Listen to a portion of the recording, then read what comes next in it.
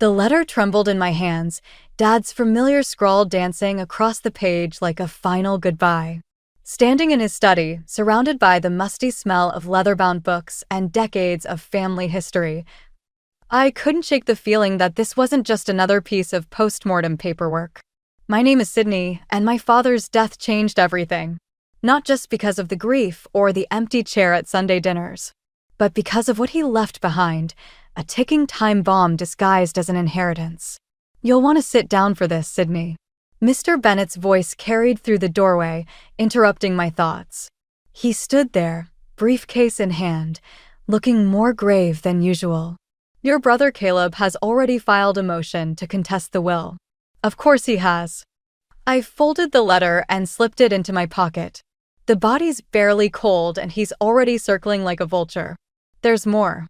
Mr. Bennet set his briefcase on Dad's mahogany desk, the brass latches clicking open with practiced precision. Your father left specific instructions. Instructions that Caleb doesn't know about. The study seemed to shrink around us, decades of family photos watching from their perches on the walls. Mom's vacant stare from the most recent one caught my eye. She hadn't been the same since Dad's diagnosis. What kind of instructions? The kind that could tear this family apart. He pulled out a sealed envelope. Or save it, depending on how you handle what's inside. My fingers traced the edge of the envelope. Did Dad tell you what's in here? He told me enough. Mr. Bennet's expression softened. Just remember, Sydney, your father was always 3 steps ahead of everyone else, even in death. A knock at the study door made us both jump. Caleb stood there, his designer suit a stark contrast to Dad's worn leather chair. Well, secret meetings already. His smile didn't reach his eyes. Careful, little sister. Some might think you're trying to pull something. Funny, I was about to say the same thing about contesting the will. I squared my shoulders, feeling Dad's letter burning in my pocket. What's wrong, Caleb? Afraid Dad saw through your act. His jaw tightened. Watch yourself, Sydney. You're not the only one who lost a father. No, I said, meeting his gaze. But I might be the only one who actually cared about more than his money. As Caleb stormed out, Mr. Bennet cleared his throat. Your father warned me about this day. He said when it came, you'd know exactly what to do with this. He tapped the envelope. The question is, are you ready for what's inside? I broke the seal, and everything I thought I knew about my family began to unravel. The dining room felt like a minefield. Mother's antique crystal glasses clinked too loudly against the mahogany table as Liam poured more wine, his hands trembling slightly.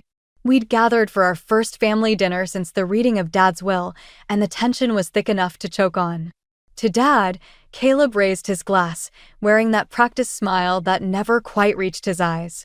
Who always knew how to keep us guessing, didn't he, Sydney? I gripped my fork tighter, the metal cold against my palm. Some of us less than others. Mother pushed her untouched food around her plate, lost in her own world. The empty chair at the head of the table seemed to mock us all. I've been thinking, Caleb continued, setting down his glass with calculated precision. About the house. It's quite large for just Mother to maintain. Perhaps we should consider selling. Absolutely not. Liam's voice cut through the air like a whip. Dad loved this place. It's been in the family for generations. Always the sentimental one, aren't you? Caleb's tone dripped with condescension. But let's be practical. The market's perfect right now, and with the estate taxes. The taxes you helped create? The words escaped before I could stop them. Those investment schemes you convinced Dad to sign off on last year? The room went still. Mother's fork clattered against her plate. Careful, Sydney.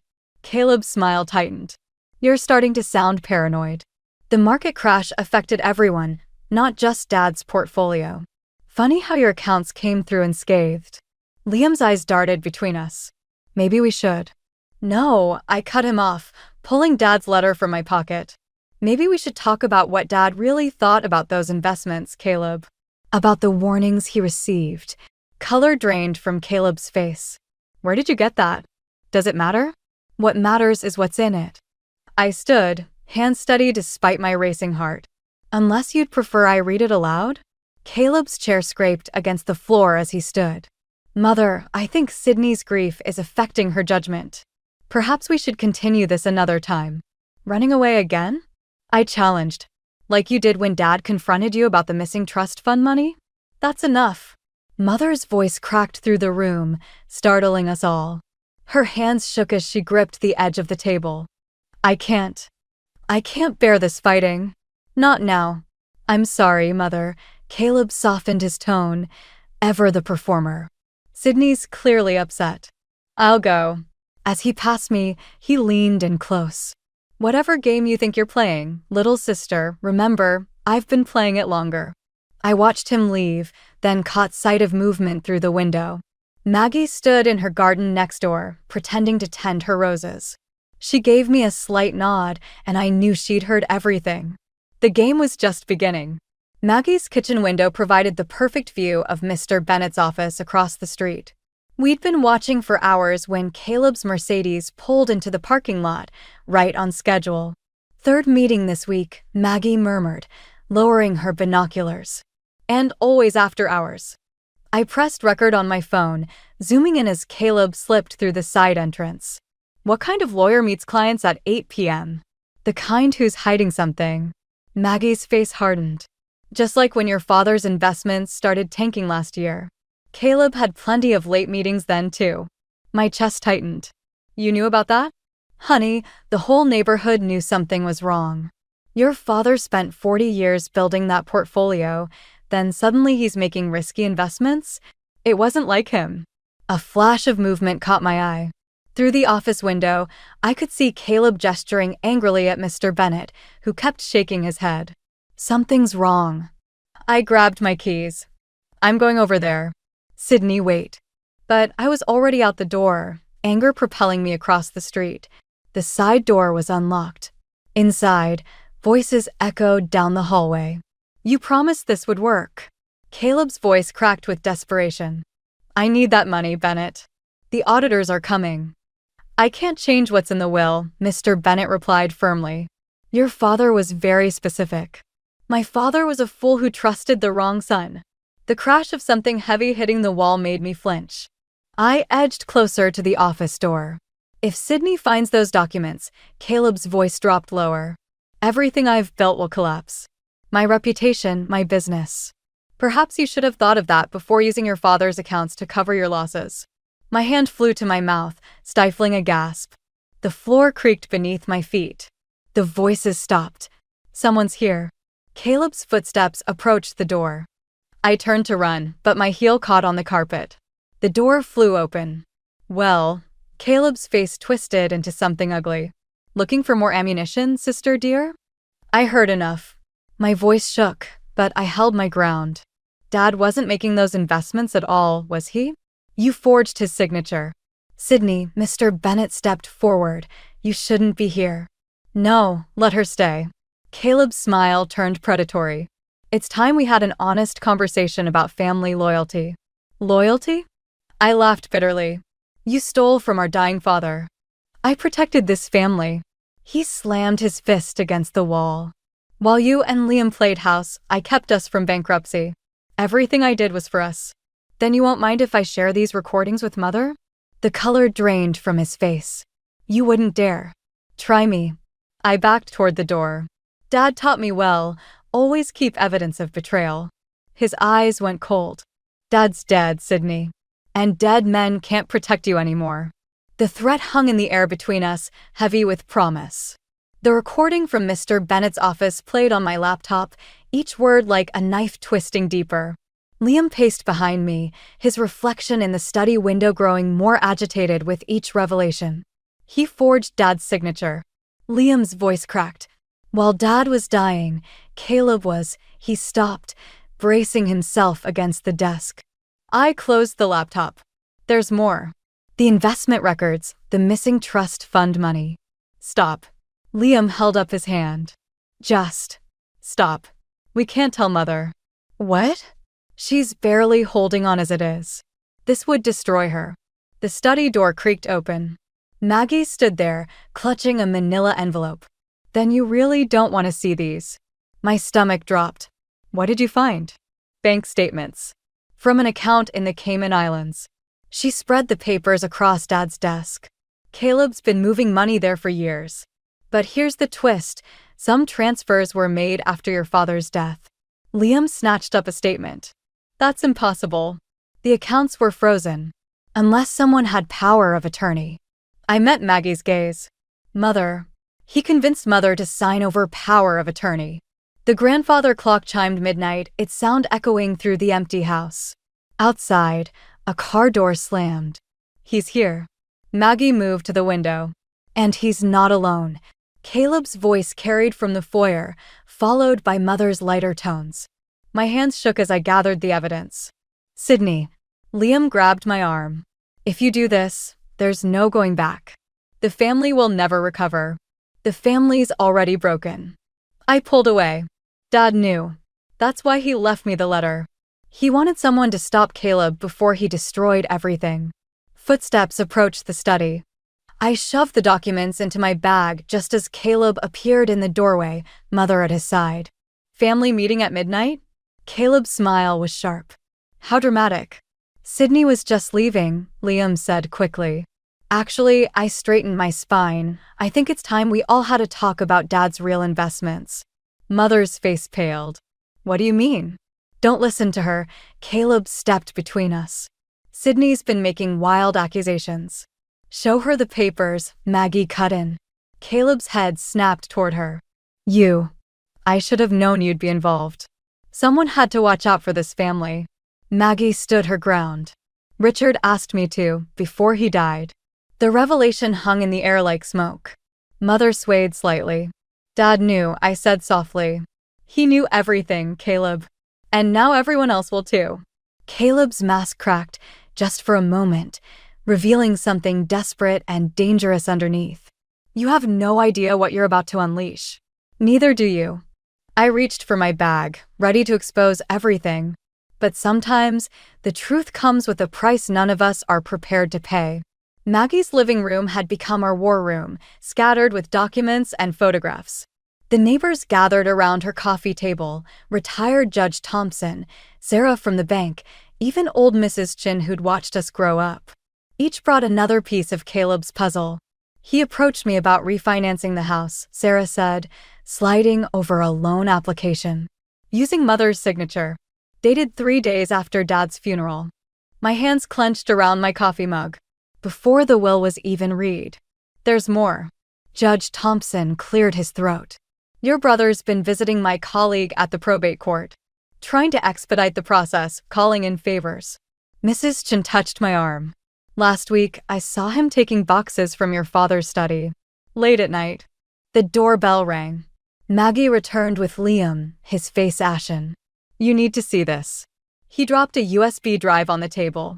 Caleb's computer. He didn't just forge Dad's signature on investments. He's been embezzling from his clients for years. The room went silent. Through Maggie's window, I could see our family home, dark except for Mother's bedroom light. If this gets out, Liam continued, it's not just Caleb who falls. His clients lose everything. People's retirement funds, college savings. Like the Petersons, Mrs. Chin whispered. Their daughter had to drop out of medical school last semester. My chest tightened. Because their investments with Caleb suddenly disappeared. The sound of screeching tires cut through the night. We rushed to the window. Caleb's Mercedes sat in our driveway, and he was helping Mother into the passenger seat. He's taking her to sign something, Sarah realized. The bank papers, they're being processed tomorrow morning. If she signs, Judge Thompson warned, the house is his. Your father's wishes won't matter. I grabbed my keys, but Liam blocked the door. Sydney, wait. Think about what Dad would want. Dad would want justice. Would he want revenge at the cost of destroying Mother? The family? Everyone Caleb's hurt. Through the window, I watched Caleb's car pull away. The neighbors waited, their faces reflecting my own turmoil. Each piece of evidence we'd gathered was another weapon, but using them meant casualties beyond Caleb. My phone buzzed, a text from Mr. Bennett. Your father left one more letter. Come now. I have to go. I turned to the room. But I need you all to be ready. Whatever happens tomorrow will change everything. We're with you, Maggie said firmly. The others nodded. As I drove to Bennett's office, Dad's words from his first letter echoed in my mind. Sometimes protecting the family means being willing to break it first. I just hadn't realized how much of myself I'd have to break along with it. Mr. Bennett's final letter changed everything. I stood in our family home's entryway, watching the morning light filter through stained glass, casting blood-red shadows across the floor. The neighbors had gathered in the living room, their whispered conversations a steady hum of anticipation. "They're here." Maggie's voice carried from the window. Caleb's Mercedes pulled up, Mother in the passenger seat. Liam emerged from the study, clutching the USB drive. "Sydney, are you sure about this?" The front door opened before I could answer. Caleb guided Mother inside, his confident smile faltering at the sight of our assembled neighbors. "What's this?" He recovered quickly. "A welcome party for our return from the lawyer's office?" "Not exactly." I stepped forward, Dad's final letter burning in my pocket. "Did Mother sign the papers?" "That's none of your—" "I didn't." Mother's voice cut through the tension. "I couldn't." Caleb's mask slipped. "Mother, we discussed this. The house isn't yours to take." I pulled out the documents we'd gathered. Just like the Petersons' retirement fund wasn't yours. Or Dad's investments. "Careful, Sydney." His warning carried an edge of desperation. No more careful. No more quiet. I turned to Mother. Dad knew what Caleb was doing. He left proof. "Lies," Caleb snarled. "Mother, she's trying to turn you against me. Like you turned Dad against himself?" I threw the forged documents onto the entry table. Made him believe he was losing his mind when the numbers didn't add up? Mother swayed, reaching for the wall. Judge Thompson stepped forward to steady her.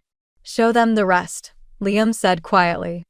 I hesitated, Dad's words from his final letter echoing. "The truth will cost more than just Caleb." "Sydney's delusional," Caleb laughed, but his eyes darted between faces. "This is all because she's jealous. Always has been. The little sister who could never measure up." "Then explain this." I played the recording from Bennett's office. Caleb's voice filled the room, confessing to the forgeries, the embezzlement, the manipulation of Dad's final days. Mother collapsed into a chair, tears streaming silently. "I did it for us," Caleb's voice cracked. "Everything was falling apart. I had to protect us." By stealing from our neighbors? By torturing Dad with guilt over decisions he never made. "You have no idea what it takes to keep a family like ours." "Stop." Mother's whisper cut through his justifications. "Just stop." The silence that followed felt like a physical weight. Through the window, I saw police cars pulling up, Judge Thompson's final move. "You did this." Caleb's face twisted with hatred. "You destroyed everything." As the officers approached the door, I realized he was right. In exposing his crimes, I'd shattered whatever was left of our family's foundation. The truth hadn't set us free. It had simply shown us how broken we'd always been. As the officers approached Caleb, he pulled one final card. "Before you take me," his voice carried across the silent room, "you should know what Dad really thought about his precious Sydney." He reached into his jacket, producing a worn envelope. My heart stopped. Dad's handwriting. "Where did you?" "The study. The night he died." Caleb's smile turned cruel. "He wrote this after your last fight with him. Remember that day, Sydney? When you threatened to expose his poor business decisions to the board." Mother's head snapped up. Liam stepped forward, but I held up my hand. "Read it," I said. "Sydney," Caleb began reading, his voice taking on Dad's cadence. "I've watched you become exactly what I feared." "Stop." Mr. Bennett's voice cut through the room. He pulled out another letter identical to Caleb's. "Read the rest." The real letter. Color drained from Caleb's face. "Can't?" Bennett continued. "Because you forged that one too. But I have the original right here. Richard gave it to me the night before he died." Caleb lunged for the letter, but Liam caught him. The officers moved in. "Sydney," Bennett read, his voice steady, "I've watched you become exactly what this family needed, someone strong enough to face the truth. Even when it hurts. Caleb will try to stop you. He'll use every weapon he has, including my words. But remember, I chose you for this because you're the only one who loves this family enough to break it in order to save it." Mother stood, her grief transforming into something harder. All this time, she whispered, "I thought I was protecting you, Caleb. But I was just enabling you to hurt everyone else." "Mother, please." "No." She straightened, looking more like herself than she had since Dad's death. "Sydney did what I should have done years ago." As the officers led Caleb toward the door, he turned back. "You'll regret this. When the lawsuits start, when our name is dragged through the mud, when everything Dad built crumbles, you'll wish you'd kept your mouth shut." "No," I said, finally understanding Dad's last lesson. What Dad built was a family. The money, the status, that was just window dressing. You never understood that. And you think you do? "I understand enough to know that sometimes love looks like letting go." I met his gaze. "Goodbye, Caleb." The door closed behind him with a final click. Through the window, I watched our neighbors disperse, each carrying a piece of our family's broken legacy. Mother touched my shoulder. "Your father would be proud." "Would he?" "Everything's destroyed." "No," Liam said softly. "Everything's exposed. Now we can finally rebuild." In Dad's study, the morning light caught the edge of his portrait, illuminating a slight smile I'd never noticed before. Maybe he'd known all along that sometimes the only way forward is through the wreckage. The last box from Dad's study sat unopened on my desk, its contents a final mystery. Through the window, I watched Mother in her garden, actually humming as she pruned roses with Maggie. The neighborhood had rallied around us, helping restore not just the house, but the trust that Caleb had shattered. A knock at the door revealed Liam, holding Dad's leather journal. "Found this behind the bookcase. There's something you should see." I opened it to the marked page, recognizing Dad's distinctive scrawl. The true test was never about the money. Sydney will understand this eventually. Caleb's actions were inevitable, a mirror I needed the family to see. The real inheritance isn't in the accounts or the property. It's in the choice, truth or comfort. Sydney chose truth, no matter the cost. That's the legacy I wanted to leave. "He knew," I whispered. "He set this all up." "Not exactly." Liam sat on the desk edge. "He gave you the tools, but the choice was yours." The Peterson family called this morning, by the way. The restitution payments from Caleb's seized assets started coming through. The morning paper lay on the desk, Caleb's plea deal making headlines. He'd traded information about his larger investment schemes for a reduced sentence. Did we do the right thing? The question that had haunted me for weeks finally escaped. Before Liam could answer, Mother appeared in the doorway. "Your father used to say that right things and easy things rarely look the same." She picked up the final box. "Speaking of which."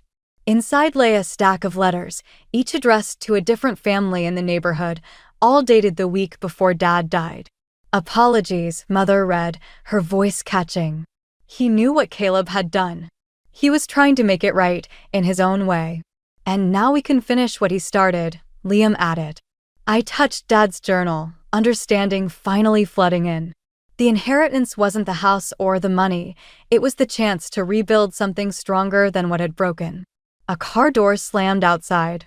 Through the window, I watched Mr. Bennett approaching with another box of documents.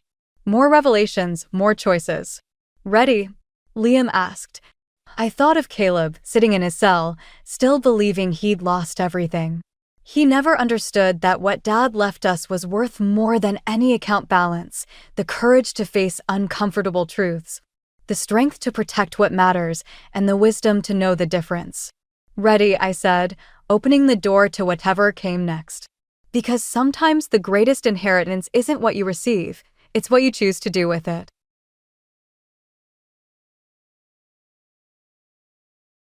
My name is Grace, and I'm 32 years old. 3 years ago, I divorced my ex-husband due to his infidelity, but recently, I found happiness again in my new marriage. My current husband brings so much joy into my life that it's hard to imagine those dark days, though sometimes, the painful memories do resurface. My ex-husband was emotionally abusive and treated me like a housemaid. Despite working full-time, I was expected to handle all the household chores. If a single piece of trash was left on the floor, he'd yell at me, He insisted on having at least 5 dishes for dinner, and if I served less, he'd refuse to eat. I'll never forget the time he got angry because I served him prepped meals. Yet later he snacked on potato chips, leaving me to clean up the crumbs. Even when I protested, he'd sneer, "What's the point of having a wife who doesn't do housework?" His constant belittling gradually wore down my self-esteem. Before we were married, he wasn't like this at all. Just when I had reached my breaking point, he demanded a divorce. He had a mistress. He wouldn't tell me who she was, and by then, I was too exhausted to care. "Fine, but I'm taking alimony," I told him. After securing the amount I wanted, I closed the chapter on our brief, 2-year marriage. As I was packing up to move, I found myself thinking about Nancy, my best friend from high school. She was there for me after the divorce, always offering a listening ear and encouragement. I hadn't even had a chance to tell her about my remarriage, as I'd been so busy with the move and all the paperwork. Only my close family knew about it. I owed it to Nancy to properly share the news. I decided to focus on these happier thoughts, rather than the painful ones. With a lighter heart, I started humming a tune and resumed packing. 2 months after the move, I was enjoying afternoon tea while flipping through a magazine. Now that I was settled into my new job and had gotten used to the area, I began seriously considering meeting up with Nancy. Just searching for recommended restaurants and cafes was exciting. First, I needed to get in touch and check our schedules. It had been a while since we last saw each other, and I found myself feeling a bit nervous.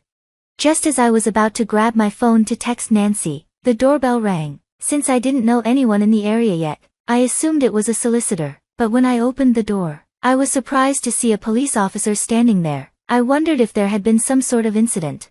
"We've received multiple reports of you stalking a certain man. Do you have any idea about this?" The officer's words left me speechless. Apparently, the man had been receiving letters almost daily, filled with "I love you" messages and other romantic advances. I had just moved to this neighborhood, so I suggested it might be a case of mistaken identity, but the officer informed me that the complainant had specifically named me. I asked who the complainant was, but the officer could only apologize and explain that he couldn't reveal that information yet. "I'm sorry, we've received several complaints, and I just came to confirm, though I can't disclose the complainant's name yet," he said. Though bewildered, I understood that the officer was just doing his job. I reminded myself that I had done nothing wrong and needed to stand my ground. The officer seemed to understand that I had only recently moved in and assured me, "We will come again to report if we find out anything." Before leaving, after that unsettling encounter, I threw myself onto my bed, kicking my legs in frustration and burying my face into the pillow with a groan. The fact that someone had actually named me in a police complaint was unnerving, leaving me with an uncomfortable, creeping feeling that I couldn't shake. As I tried to make sense of how and why this had happened, I noticed the sun was already beginning to set. I had planned to call Nancy, but now I was in no mood for it. With a heavy sigh, I forced myself up to take in the laundry, trying to push the troubling thoughts out of my mind. My thoughts drifted back to the day before. After the police left, I had discussed the incident with my husband when he got home, and he had reassured me that it must have been some sort of misunderstanding. His words had lifted my spirits, helping me regain a bit of energy, but once he left for work and I was alone again, the melancholy returned, settling over me like a dark cloud. Just then, my phone rang, displaying an unfamiliar number. I could have ignored it, but something told me I shouldn't. With a sense of unease, I answered the call.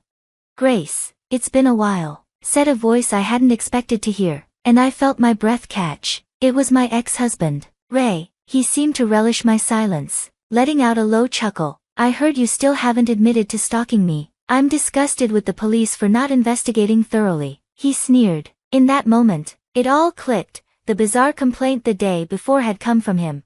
"So you're the one who made that baseless complaint to the police?" I asked, my voice tight with anger. "Of course," he replied, his tone dripping with misplaced confidence. "You moved close to me because you still have feelings for me, right? Everyone around me is shocked by it too." Ray had always been annoyingly sure of himself, and now that trait was infuriating me even more. I could almost see the smug smile on his face as he spoke. Apparently, he had been spreading the rumor that I was stalking him. The idea was absurd, but the painful memories of our past came flooding back, and I could feel my temper rising despite my efforts to stay calm. "It's been 3 years. Ray, what are you talking about? Besides, I'm remarried, I said firmly, but he just laughed, dismissing my words as if they were of no consequence. If the police can't resolve this, then we'll have to handle it ourselves, he said, suggesting we meet in person. He proposed a diner as the location. Fine, I thought, I have nothing to hide. Despite my anger, I agreed to the meeting, though looking back, I realize it was a reckless decision. When I arrived at the diner, Ray was waiting at the entrance. He looked different from the man I used to know, now dressed in a high-quality suit that exuded wealth. "Grace, have you gotten prettier somehow?" he remarked, his voice dripping with insincerity as the scent of his cologne filled the air. "Don't even start," I replied sharply. Frowning, Ray merely shrugged, unbothered by my cold reception. "Same old Grace, still lacking in charm," he said, his words a taunt I chose to ignore. I followed him into the diner, where he had already reserved a table. To my shock, I saw someone I didn't expect sitting there. "Nancy, what are you doing here?" I asked, my voice tinged with disbelief. My best friend, Nancy, was sitting there, exchanging knowing glances with Ray, both of them smirking. "Nancy and I got remarried. Don't be jealous just because we're happy," Ray said, casually draping an arm around her shoulder. The sight of his expensive, flashy watch glinting in the light felt almost surreal. "Oh, I'm a CEO now, you know, thanks to Nancy, of course," he boasted. After our divorce, it seemed Ray had started a company with the help of Nancy's parents, and business had been good, very good. The realization hit me like a ton of bricks. What stunned me wasn't the flashy suit or the smug demeanor, it was the word remarriage. Nancy, who knew every detail of how horribly I had been treated by this man, had chosen to marry him. Noticing my confusion, Nancy smiled brightly and said, "When you invited me to your wedding, I was shocked. Ray, with someone like you, honestly, I never liked you from the start. You were always the center of attention, so I decided to pretend to be your best friend and bring you down one day." She said this without a trace of remorse, her smile unervingly cheerful. "Every time I met Ray, we used to joke that we met in the wrong order," she added, snuggling up to him happily. Watching her, a wave of nausea washed over me. This was the same woman who had comforted me after my divorce, who had listened to all my grievances with what I now realized must have been a vile, twisted satisfaction. Nancy continued, gleefully recounting how she fell in love with Ray at my wedding. She admitted that she had secretly slipped him her contact information that day and started pursuing him immediately. According to her, Ray quickly became infatuated with her. The most shocking revelation, however, was that Nancy had encouraged Ray to emotionally abuse me. No wonder his personality had changed so drastically after we got married. They had been plotting against me the entire time, relishing in my misery while I remained clueless.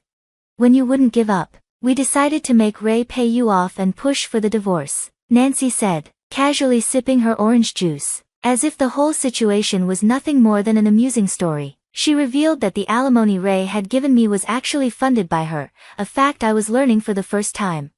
"Anyway, could you stop stalking Ray? We were shocked when we saw you the other day, but to think you moved here just to stalk him. It's been 3 years since the divorce. Grace, it's really creepy. We're happily married now, enjoying our life, unlike you, so just give up already, will you?" From the way she spoke, it was clear that Nancy had seen me around the neighborhood and had convinced herself that I had moved here to stalk Ray, but that was the least of my concerns right now. I stood up, trying to keep my anger in check. Looking directly at both of them, I stated firmly, "I am not stalking anyone, and I certainly have no interest in a man like you." Without another word, I turned and walked out, ignoring Nancy's mocking laughter that echoed behind me. Almost 2 months have passed since that encounter. I received a call from Ray, and, expecting it, I answered. On the other end of the line, Ray sounded panicked, and I couldn't help but smirk, knowing exactly what had happened. "It turns out you were the one being stalked, but not by me, it was your current mistress," I informed him. Apparently, after marrying Nancy, Ray had started another affair, and this new mistress had become obsessed with him, turning into a stalker. "That's the truth, Ray." His voice wavered as he stammered out an explanation. It became clear that he knew the stalker was his mistress but had tried to frame me to cover his tracks. He feared that if Nancy found out, she'd leave him, and he'd lose the financial support from her parents. Nancy had overheard that I had moved into the area, so they concocted the plan to accuse me of stalking to throw her off the scent. Lies built upon lies, all leading to this moment. It was just so typical of Ray. I'm sorry I framed you as a stalker, but you didn't have to go this far. Ray's voice trembled with desperation. From the other end of the line, I could hear the frantic pounding on a door and Nancy's furious shouting. It sounded like he'd barricaded himself in a room. Pathetic. I only told Nancy the truth, out of respect for our old friendship, I replied calmly. Ray's distress was likely about the photo I sent Nancy. I'd attached a note that read, "Expect a claim for damages for the affair." The photo clearly showed his mistress stalking him and, in another frame, Ray walking arm in arm with her into a hotel. "I'm honestly shocked you take her to a hotel while she was still harassing you," I said, feigning disbelief. I had no choice. She threatened to tell Nancy and push for a divorce if I didn't meet her. Ray tried to justify his actions. As for how I got the photo, I owed it all to my current husband. He runs a private detective agency and recently opened his own office, which is why we moved to this area. However, I couldn't help but feel a bit guilty that the first job after his office opened involved my ex-husband. My husband tracked down the real stalker in about a month and gathered solid evidence of Ray's affair with her. I couldn't thank him enough. "Oh, and expect a claim for damages from both you and Nancy," I added. Ray made a confused noise. "You knew who the real stalker was, yet you still reported me to the police and spread those rumors. How low can you sink?" I could tell Ray was at a loss for words, but I pressed on. "I was almost ready to forget our marriage, but you've reopened old wounds. You're going to pay for that." Right after I heard Ray's pitiful whimper, there was a loud crash and an angry shout from Nancy. It seemed she'd broken down the door and stormed into the room. I heard her demand, "Who are you sneaking around talking to?" Then the phone switched hands. Nancy must have grabbed it from Ray. "Who is this? That stalker chick?" "No, it's Grace," I replied evenly. Nancy didn't calm down. Even when she realized it was me, she continued to rant, furious about the prospect of paying compensation for the affair. "Are you kidding me? Why should I have to pay compensation now?" I explained what I'd learned from the lawyer my husband introduced me to. If a divorce occurs due to an affair, and you didn't know who the other party was, you can demand compensation up to 3 years after finding out. I've also informed your husband that I'll be seeking damages for defamation. Nancy's voice cracked with tears. "You money grubber, don't take away my happiness. You're just getting back what you dished out," I replied coldly. Nancy had Ray do her dirty work just because she disliked me, tormenting me all the while pretending to be my friend. Even after the divorce, she played the part of the supportive friend while laughing at me behind my back. I couldn't forgive her. "I'm not paying any compensation," Nancy shouted. "I wouldn't be so sure about that," I replied calmly. "When you called me to that diner, I had a voice recorder in my bag. I didn't turn it on for self-defense, but it ended up capturing your confession, that you were the one Ray had the affair with 3 years ago when we got divorced. And just so you know, I'm recording this call as well." There was a pause, but I continued before Nancy could respond. "It doesn't matter what you say now, you're going to be held accountable. If necessary, I'll use this recording as evidence to make sure both you and Ray pay for what you've done. There's a business card from a lawyer in the photos I sent you, right? From now on, please direct any communication through that lawyer." Without waiting for her rebuttal, I hung up the phone. As the call ended, I felt a sense of closure, finally putting the divorce from 3 years ago behind me. Thanks to the lawyer my husband introduced me to, I managed to get Ray and Nancy to pay most of the compensation I demanded. When Nancy's parents found out about the compensation, they disowned her, and the stalker publicly exposed Ray's affair at his workplace. Ray lost his social credibility and the support of Nancy's parents. Even now, it seems he and Nancy are still dealing with the fallout from their affair. "We just moved, and you've already been through so much," my husband said sympathetically. Despite all the trouble, he remained kind and supportive, smiling at me through it all. "I want to cherish this man and the peaceful life we can finally enjoy together."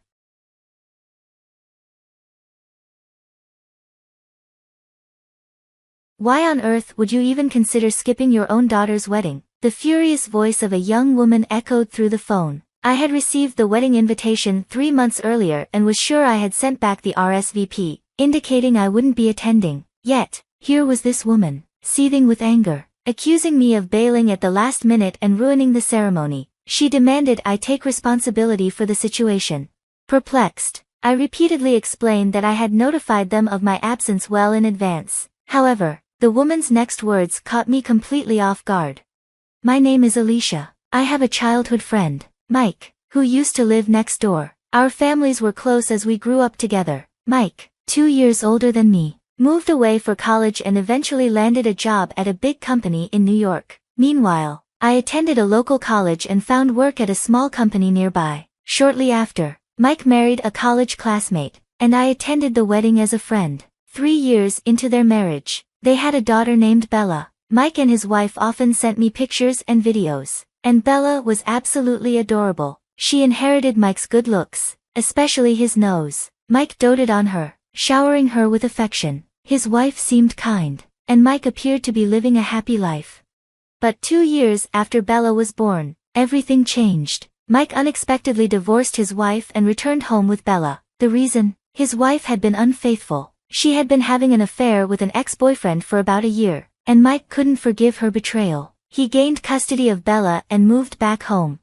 Alicia, it's been a while. I still can't believe my wife was cheating on me. When I went to visit Mike after his return, I was shocked by how much he had changed. He had lost weight and was visibly devastated by the divorce. He was filled with anger, calling his ex-wife a lowlife and expressing deep resentment toward her. Despite his efforts as a father, Bella, only 2 years old, missed her mother and cried often.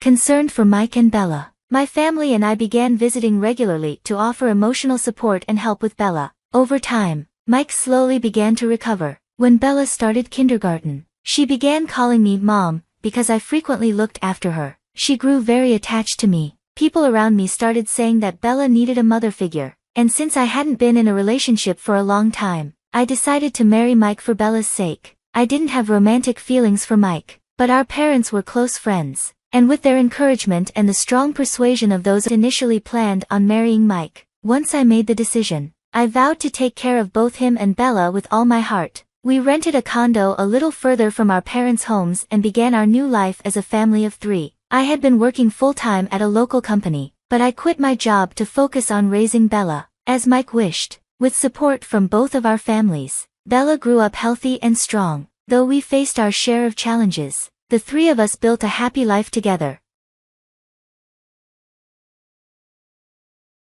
However, when Bella was in 5th grade, everything changed. Mike was forced to resign from the major company where he had worked for years. He was scapegoated for a problem that was actually his boss's fault, despite pleading his innocence. Unfortunately, his boss wielded significant influence, and no one dared to stand up for Mike, fearing repercussions. Though he quickly found a new job at a small local business in our hometown, the salary was drastically lower than what he had been earning. As our finances tightened, we could no longer afford the rent on our current apartment. We had to move to a smaller, older, and cheaper place. I returned to my previous company and worked desperately to earn enough for Bella's tuition. Though our parents offered to help, they were both living on their pensions and struggling to make ends meet. Their house was too small for us to move in with them, so all we could do was accept their well-meaning support.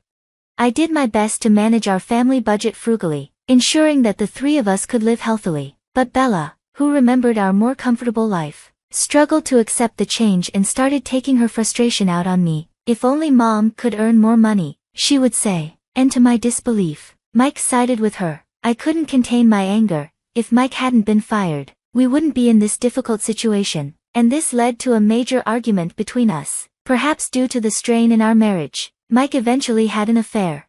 Bella is now a sophomore in high school, old enough to choose which parent to live with but still in need of a guardian. Although Mike's salary at his new job was much lower than at his previous position, it was still higher than mine. Thinking of Bella's future, I decided it would be best for her to stay with Mike. When I discussed it with her, she said she would live with her father.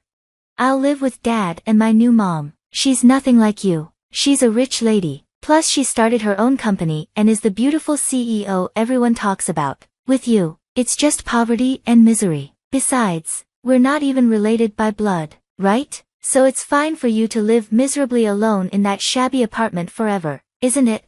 Bella was already calling Mike's mistress, Mom. I was stunned by her hurtful words and the fact that she now referred to me as, you.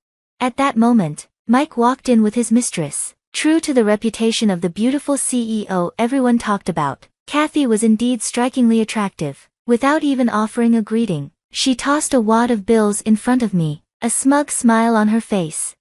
"Here's the compensation for the affair. It's $80,000 in total from me and Mike. If you want it, go ahead and take it. I'm feeling generous, so pick it up."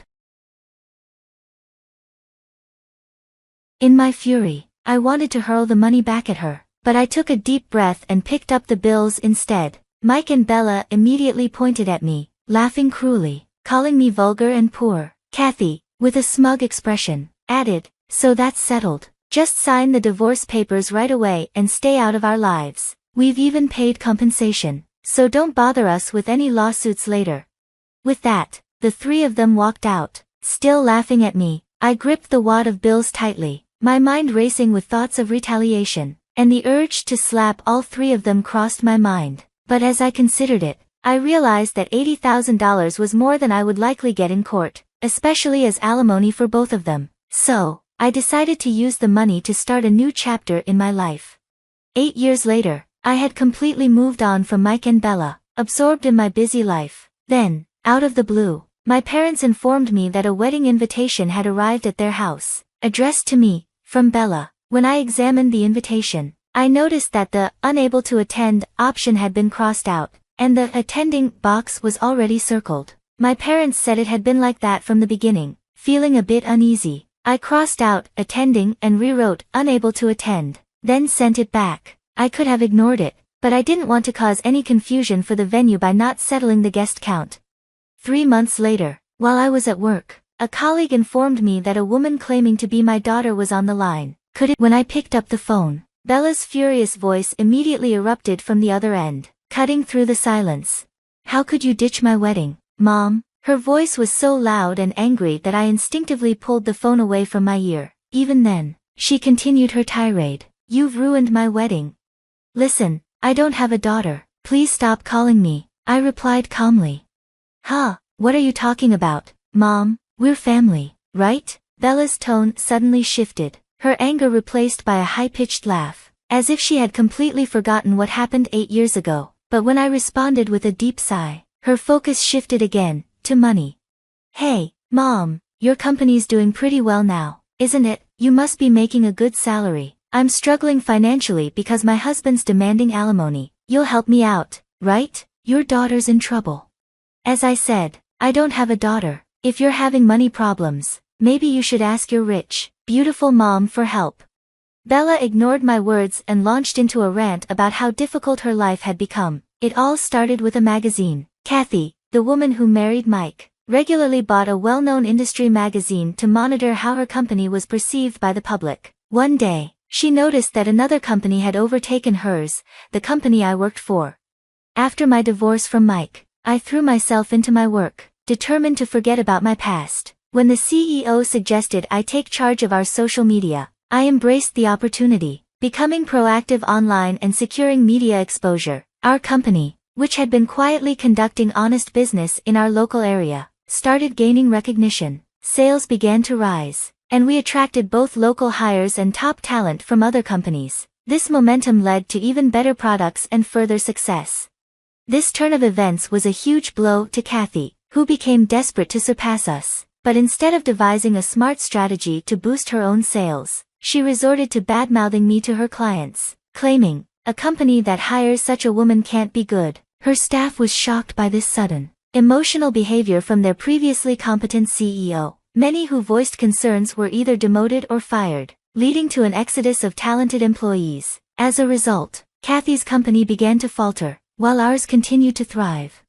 Unable to face this reality, Kathy lashed out at Mike and Bella, and the once glamorous life they had with her started to unravel. Bella and Mike, disillusioned by Kathy's dwindling wealth and increasingly hostile home life, found themselves constantly surrounded by angry voices. Unable to endure the tension, they would seek out people who worked with me, saying things like, "I want to start over with Alicia, but Kathy's in the way," even breaking down in tears. But most of my colleagues were locals, and some were former employees of Kathy's company. Everyone knew my history with Mike, so they were treated with the disdain reserved for shameless opportunists. Despite everything, Mike and Bella were desperate to reconnect with me, believing that inviting me to Bella's wedding would force me to attend. They sent the invitation, fully expecting me to show up, even after I declined. They planned to list me as attending and flaunt my presence to the guests. But on the wedding day, when I didn't appear, things took a turn. Bella, who couldn't stand the idea of Kathy sitting in my mother's seat, ended up causing a scene at the wedding. The argument between them escalated,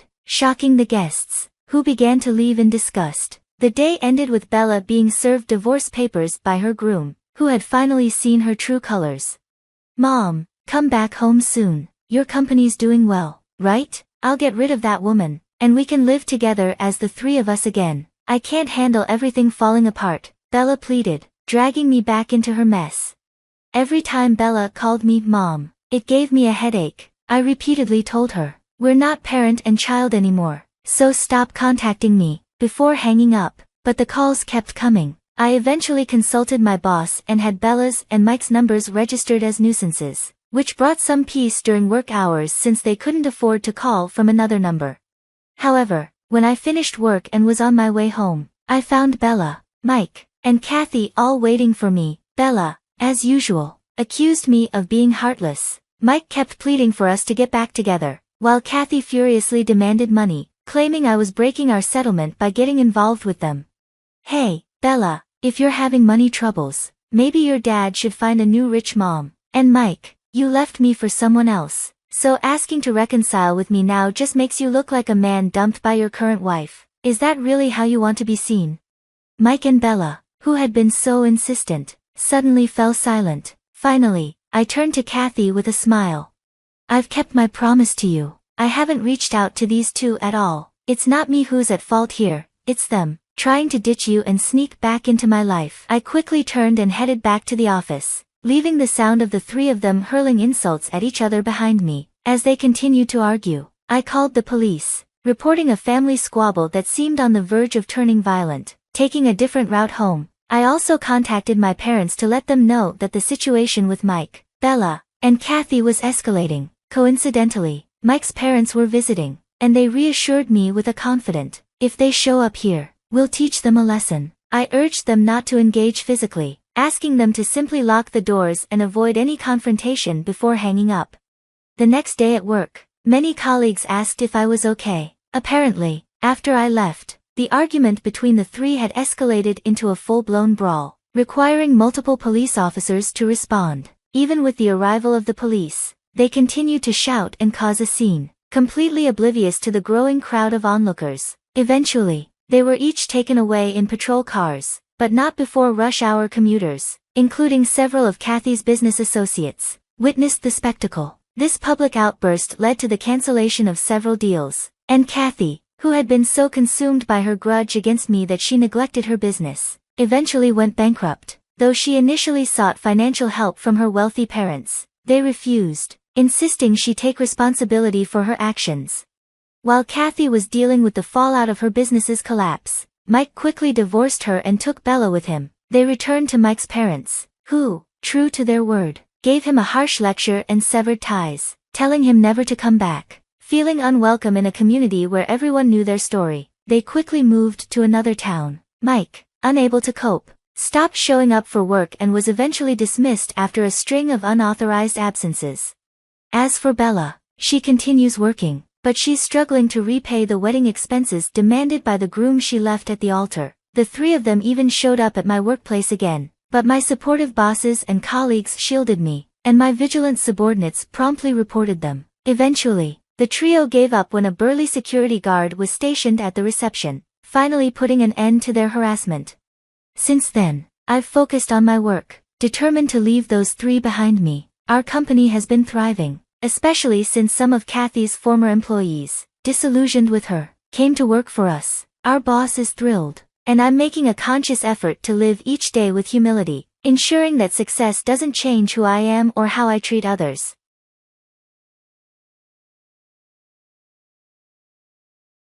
On my way home from work, my cell phone rang. I answered it to hear the police informing me that my husband had been injured in a fire. My husband had mentioned a work meeting that day, so I was shocked. Was the fire at our house? I rushed home to find our home intact. A huge relief. With no time to relax, I quickly called a friend to watch my kids and headed to the hospital.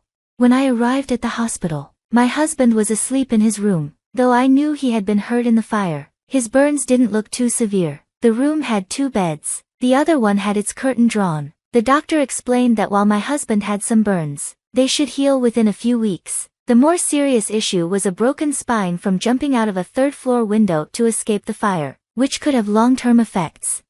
As I was returning to my husband's room after the doctor's explanation, a nurse stopped me to apologize for placing my husband in a room with a female patient. When I inquired about the woman, I learned she was also a victim of the same fire and had been admitted to the hospital at the same time.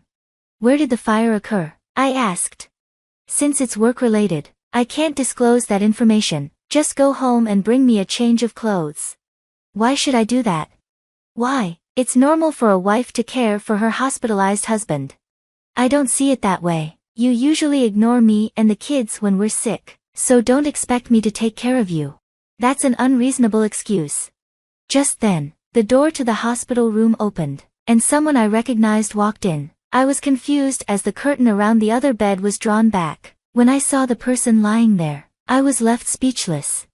My name is Amy. I'm 30 years old and have a family of 4, my husband and our 2 sons, ages 3 and 5. I've been working at the company I joined when I was 22. My husband used to work in IT but quit about a year ago, claiming he wanted to adapt to a more modern work style. He made this decision without consulting me, leading to a heated argument. He insisted that freelancing would increase our income, despite my concerns about not discussing it with the family. After quitting, he began working from home, but things quickly went downhill. He started sleeping in until noon and spent late nights gaming in his office. Whenever I asked about his work, he would say, "I have a duty of confidentiality, so I can't discuss it," and never provided a clear answer. Initially, my husband's income was $2,000 a month, but it steadily dropped. Over the past 6 months, it had dwindled to around $500 a month. Despite being home all the time, he didn't contribute to housework or childcare. When the kids caught a cold, he would avoid them, saying, "I can't afford to get sick too," and would leave for days. When I fell ill and asked him to look after our son while I went to the hospital, he would respond with, "Why don't you just take the kids and go to the hospital," and lock himself in his workroom. With no income, no help around the house, and a lack of concern for his family, my frustration grew. I contemplated divorce, feeling overburdened and disheartened by his lack of parenting. However, my busy schedule made it difficult to progress with divorce preparations, adding to my daily frustration. During this period, my husband, who rarely left the house, began running errands frequently and kept his cell phone glued to him. I suspected he might be having an affair. While I would have been devastated by his infidelity in the past, this time I saw it as an opportunity to leverage in the divorce proceedings. I tried to gather evidence but struggled to access his cell phone as he was always carrying it. I considered hiring a private investigator, but with my income being the sole support for our family, my savings were minimal. The stress of trying to catch him in his affair mounted daily, and then a turning point came. One evening, as I was heading home from work, the police called to inform me that my husband had been injured in a fire. My husband had mentioned a meeting that day, so I was relieved to find our house safe upon my arrival. With no time to waste, I quickly arranged for a friend to look after my sons and rushed to the hospital. When I arrived at the hospital, my husband was asleep in his room. Though I had heard about the fire, his burns seemed minor. The room had 2 beds, with the curtain drawn around the other. As I stood there, a nurse informed me that the attending physician would explain things soon, so I left the room. The doctor explained that while my husband's burns would heal in a few weeks, the more serious issue was a fractured spine from jumping out of a 3rd-floor window to escape the fire, which could have long-term effects. The thought crossed my mind that I should have finalized the divorce sooner. I felt insensitive but struggled to imagine caring for him under these circumstances. As I returned to the room, the nurse apologized for the room arrangement, revealing that the woman in the other bed had also been in the fire and had been admitted simultaneously. Could this woman be my husband's affair partner? I wondered as I re-entered the room to find my husband awake. Where did the fire occur? I can't disclose that, it's work-related. Seeing my husband's hesitation, I was convinced he had been with his affair partner when the fire happened. Anyway, go home and bring me some clothes. Why should I? Why, you're my wife. It's expected that you take care of your hospitalized husband.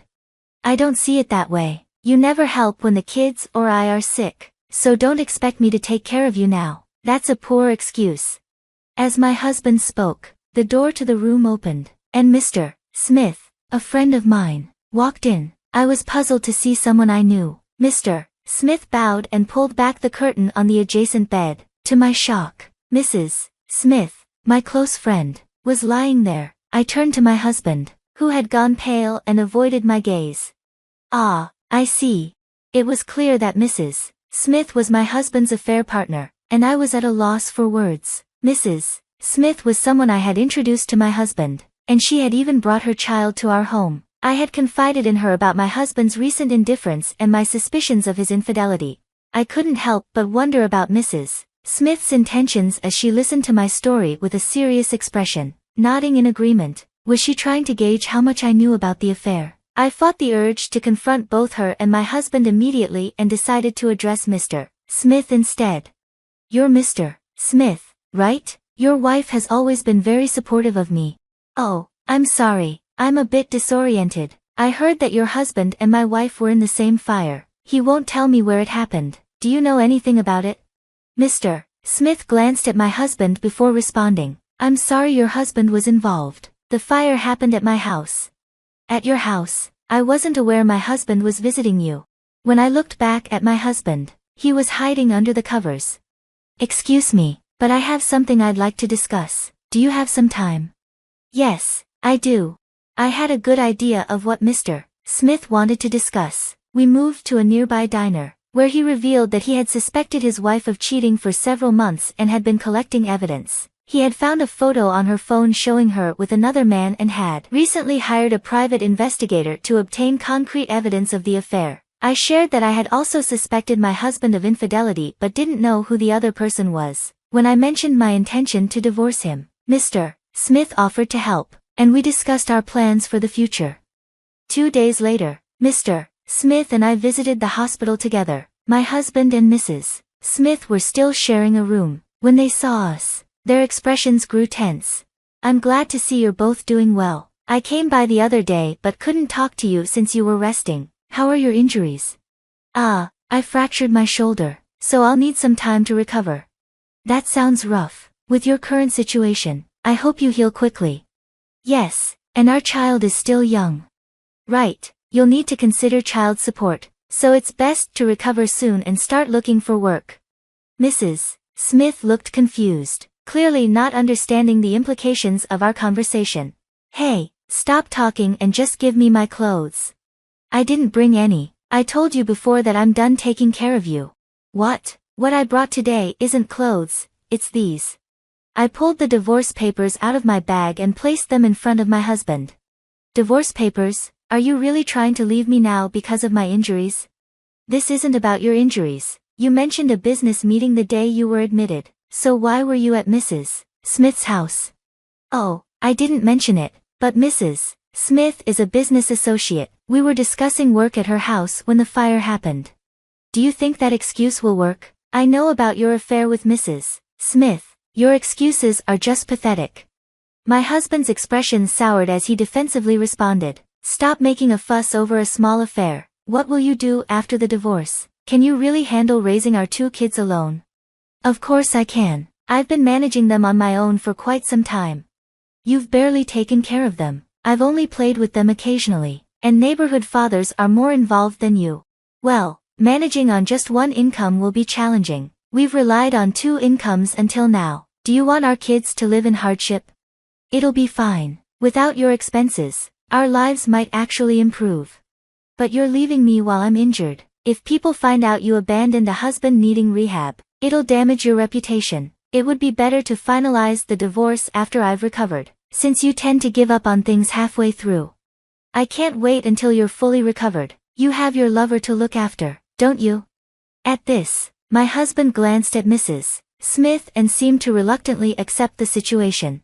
If you insist, fine, I don't need you anymore, a coward who serves divorce papers to an injured person. I'll divorce you now. Hand over the papers. As he reached for the papers, I pulled them out of reach. Not so fast. What do you mean? You want a divorce? don't you? We haven't discussed alimony or child support. You're trying to avoid paying for hospital bills and rehab. Oh, right. Well, you'd better start your rehab quickly and earn money to pay alimony. You don't have any savings, do you? Excuse me, no savings. Mrs. Smith looked surprised by my words, and my husband shot me a serious glare. You said you had 4-digit savings. You claimed freelancing was profitable. I meant I could easily save 4 digits, but I'm spending it as soon as it comes in. I can save up money quickly, though.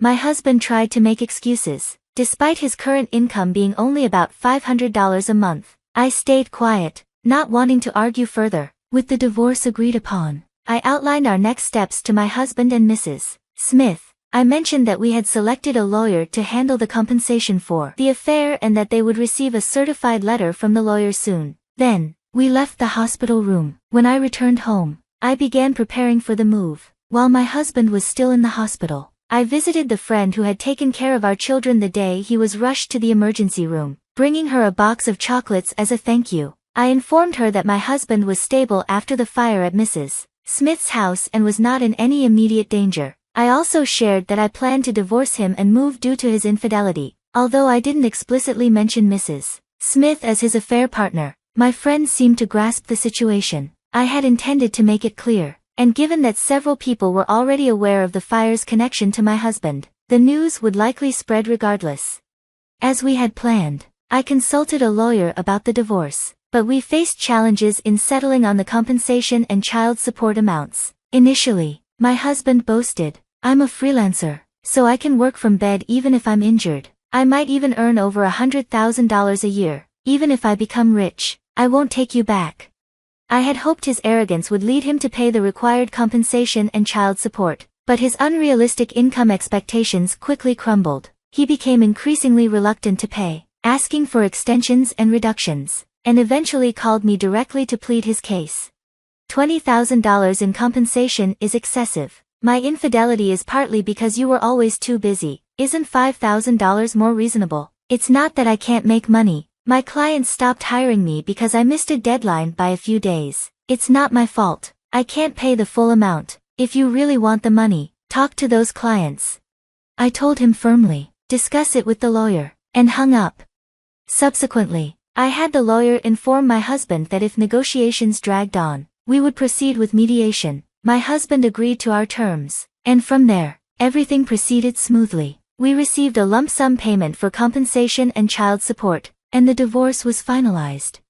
The Smiths also divorced, with Mr. Smith gaining custody of their children. During the affair, Mrs. Smith had left their eldest son, who was 10, to care for his younger siblings while she went out. After moving closer to my parents, I heard from a friend that my ex-husband and Mrs. Smith had remarried. They continued to live in the house where the fire occurred. My ex-husband, now using a cane, and Mrs. Smith, with her perpetually disheveled hair and gloomy demeanor, looked like an elderly couple despite being in their 30s. My ex-husband had accumulated over $100,000 in debt due to alimony and child support, while Mrs. Smith, a stay-at-home mom, was also responsible for child support for all 3 children. Together, they were burdened with significant debt. I didn't feel sorry for them, especially since I had reduced the amount I initially claimed in exchange for a lump sum payment. I knew my ex-husband continued to blame others for his troubles, just as he always had. I felt a sense of relief finally being free of him, though I felt some guilt over how suddenly my sons had been separated from their father and friends.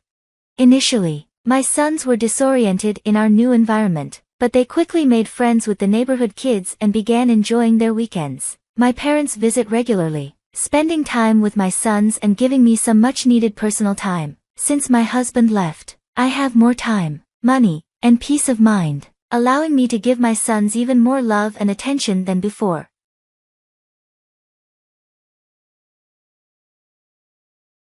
I'm Michelle. Although I usually work from home, I travel for work once a month. After another exhausting trip, I'm looking forward to unwinding with a massage and then hitting the sack. As I was about to unlock my front door, I noticed something unusual. The chain lock was engaged. I live in a high-rise apartment downtown with my husband, Ryan. We've been married for 3 years. I assumed he must have gotten home before me. "Hey, Ryan," "Are you home?" I called out. There was no response, but I could hear the TV on in the back room, certain he was there. I raised my voice. "Ryan, it's me, Michelle. The chain lock is on. Could you unlock the door?" Suddenly, I heard heavy footsteps and saw a face peering through the gap in the door. It was my mother-in-law. "Could you stop shouting? You're bothering the neighbors," she snapped. "What? Mother-in-law, is something wrong? I wasn't expecting you." "Well, now's a good time to tell you, you need to leave." I was taken aback by her sudden declaration. This was my apartment, yes. I bought this high-rise and am paying the mortgage. Why would I need to leave? Confused, I asked, "Mother-in-law, why should I leave?" "Well, you wouldn't understand. The apartment now belongs to me." "What do you mean?" "I changed the title to my name, so you're not allowed in here," she said with a smug expression. I was speechless, but I knew I wasn't at fault. Arguing while exhausted seemed pointless. I tried to stay calm. "So, you really want me to leave?" "Yes, that's what I've been saying. Just go." "Okay," I replied, deciding it was better to avoid conflict. I stepped back into the elevator. Reflecting on it, my mother-in-law has always had issues with me. During a family meeting, she bluntly told me, "I can't live with you." Well, I never wanted to live with her either. When I mentioned that, she responded as if I were a disobedient child. "It doesn't matter what you think. I don't want to live with you. If you have a problem with it, we can call off the engagement." I thought, what was she talking about? It was clear she didn't want to live with me, so I wondered if she was implying she wanted to end the engagement. My mother-in-law sneered. "No, I meant we won't live together." "Oh, okay then."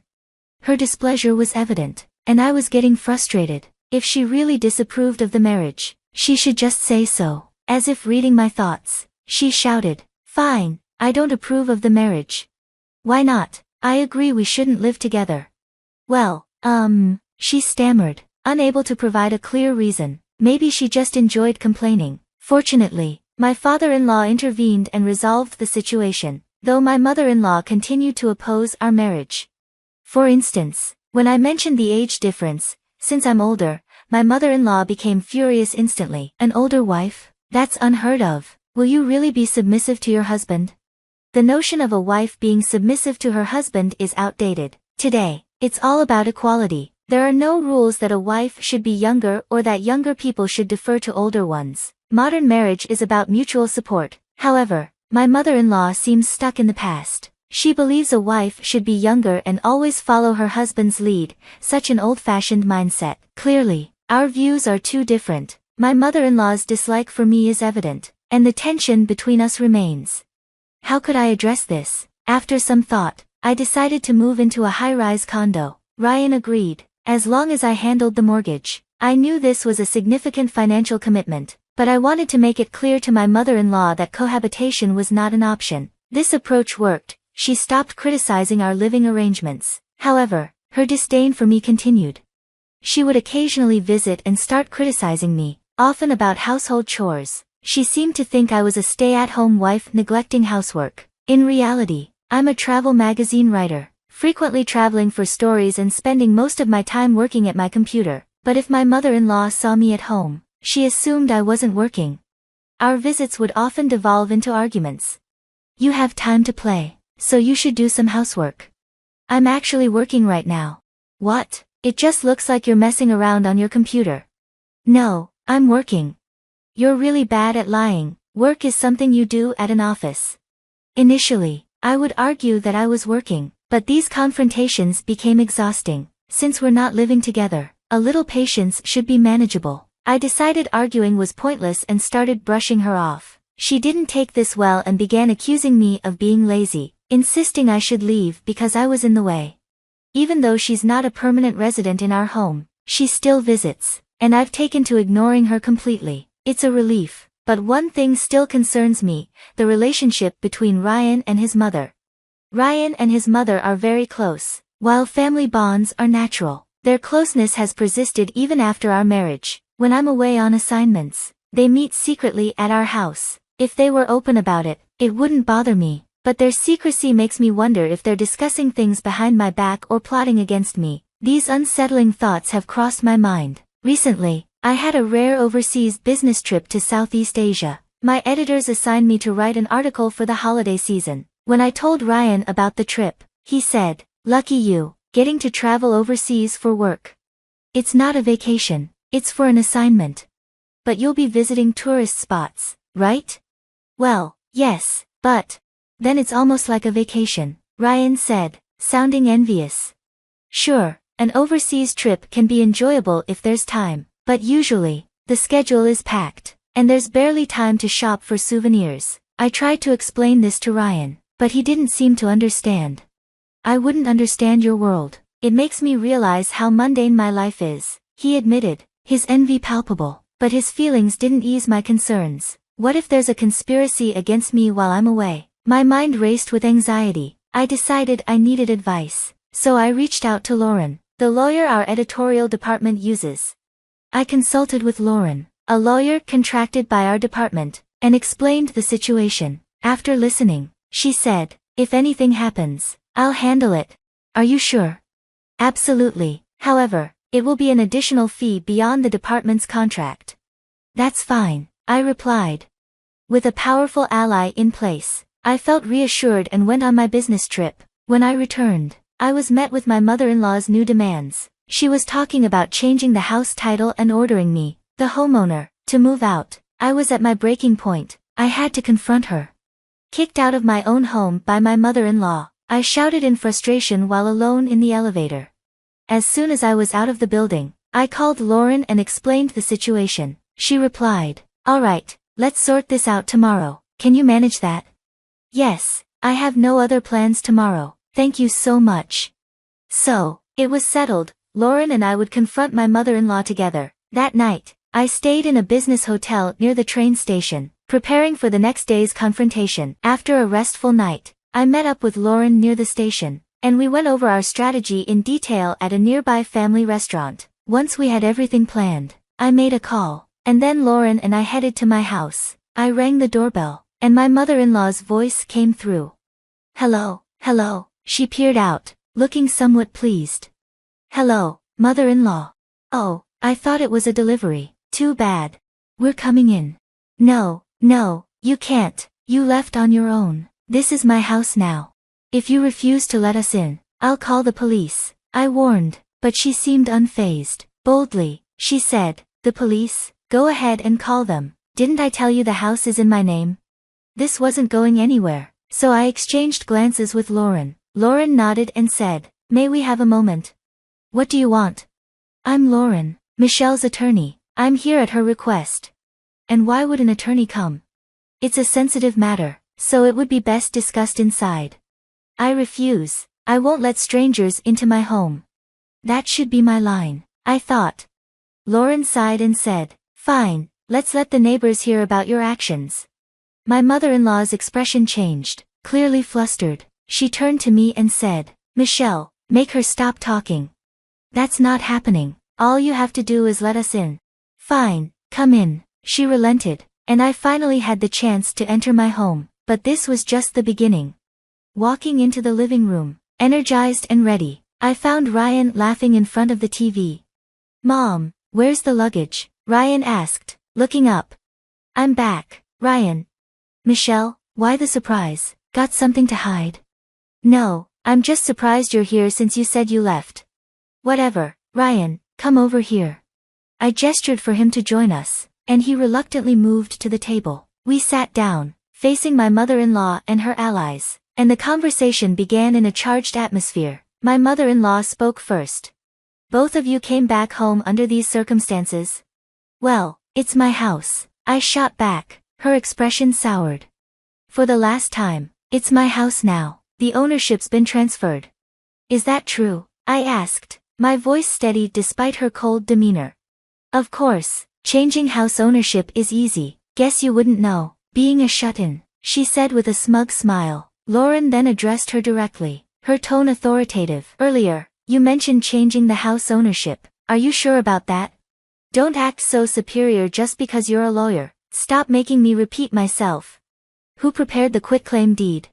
"Quitclaim deed? I did," mother-in-law stammered, clearly flustered. I could tell she was lying, but Lauren spotted a different issue. "In this situation, The current owner, Michelle, would need to create and sign the deed. Are you saying you forged it? Forged? Yes, that's document forgery, and I'll report you to the authorities. Wait a minute, that's not true. I had someone else do the paperwork. Who? A lawyer? I suspected this was another lie, but Lauren remained calm and continued with her questions. Let's discuss this so-called lawyer later. Mother-in-law looked visibly relieved, but her respite was brief as Lauren pressed on. Now, let's talk about the mortgage. The mortgage?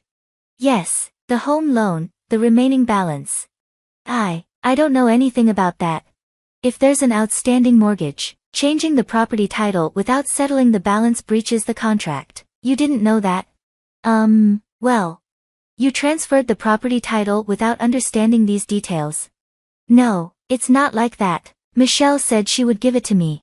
This is absurd. No one would give away a home they're living in, especially when there's still a mortgage.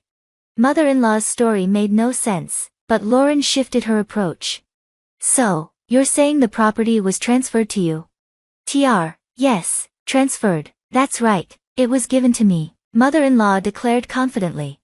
Lauren pulled out a calculator. If it was transferred, you'll need to pay federal taxes. Please provide the details. Federal taxes? Depending on the property's value, it could be a substantial amount. Lauren's knowing smile made mother-in-law and Ryan exchange worried glances. Mother-in-law quickly changed her story. No, that's not it, I bought it from Michelle. There are no federal taxes on a purchase, right? Either way, property taxes are due. You should consult your lawyer for specifics. A lawyer? Whether it was transferred or purchased, taxes are still required, Lauren stated bluntly. With mother-in-law and Ryan silent, Lauren pressed, what will you do? They remained mute. After a few awkward moments, mother-in-law finally spoke up. I apologize. I lied about changing the property title. So you were lying all along, I said, my voice rising. Mother-in-law recoiled and stammered. No, I didn't mean to deceive. Then what did you mean? Well, I was trying to cause a divorce, she began to explain. The story began the day before my overseas business trip. On that day, mother-in-law and father-in-law had a petty argument that quickly escalated. Father-in-law yelled, I'm tired of you always wasting money. What are you talking about? I'm fed up with you not making enough money. What did you say? I said you should earn more. That's it, I want a divorce. Just like that, they decided to end their marriage. But then, mother-in-law had a realization. Despite her complaints, they had been living comfortably on father-in-law's income. If they divorced, she'd be left with only her savings, significantly lowering her quality of life. I don't want that. How can I maintain my lifestyle? After considering her options, she decided that moving in with us was the solution. However, I had made it clear from the start that we wouldn't be living together, and I wasn't about to change that now. So, she concluded that the best course of action was to force me out and live with Ryan alone. So, Ryan, did you agree with mother-in-law to kick me out? Well. Ryan, mother-in-law nudged. Ryan agreed, didn't he? Speak up, say you want a divorce. Despite mother-in-law's prodding, Ryan couldn't bring himself to say it. I understood why Ryan hesitated. If mother-in-law knew the true reason, she would never suggest a divorce. But after being treated so badly, I couldn't forgive them. I decided to take the lead. Fine, let's get a divorce.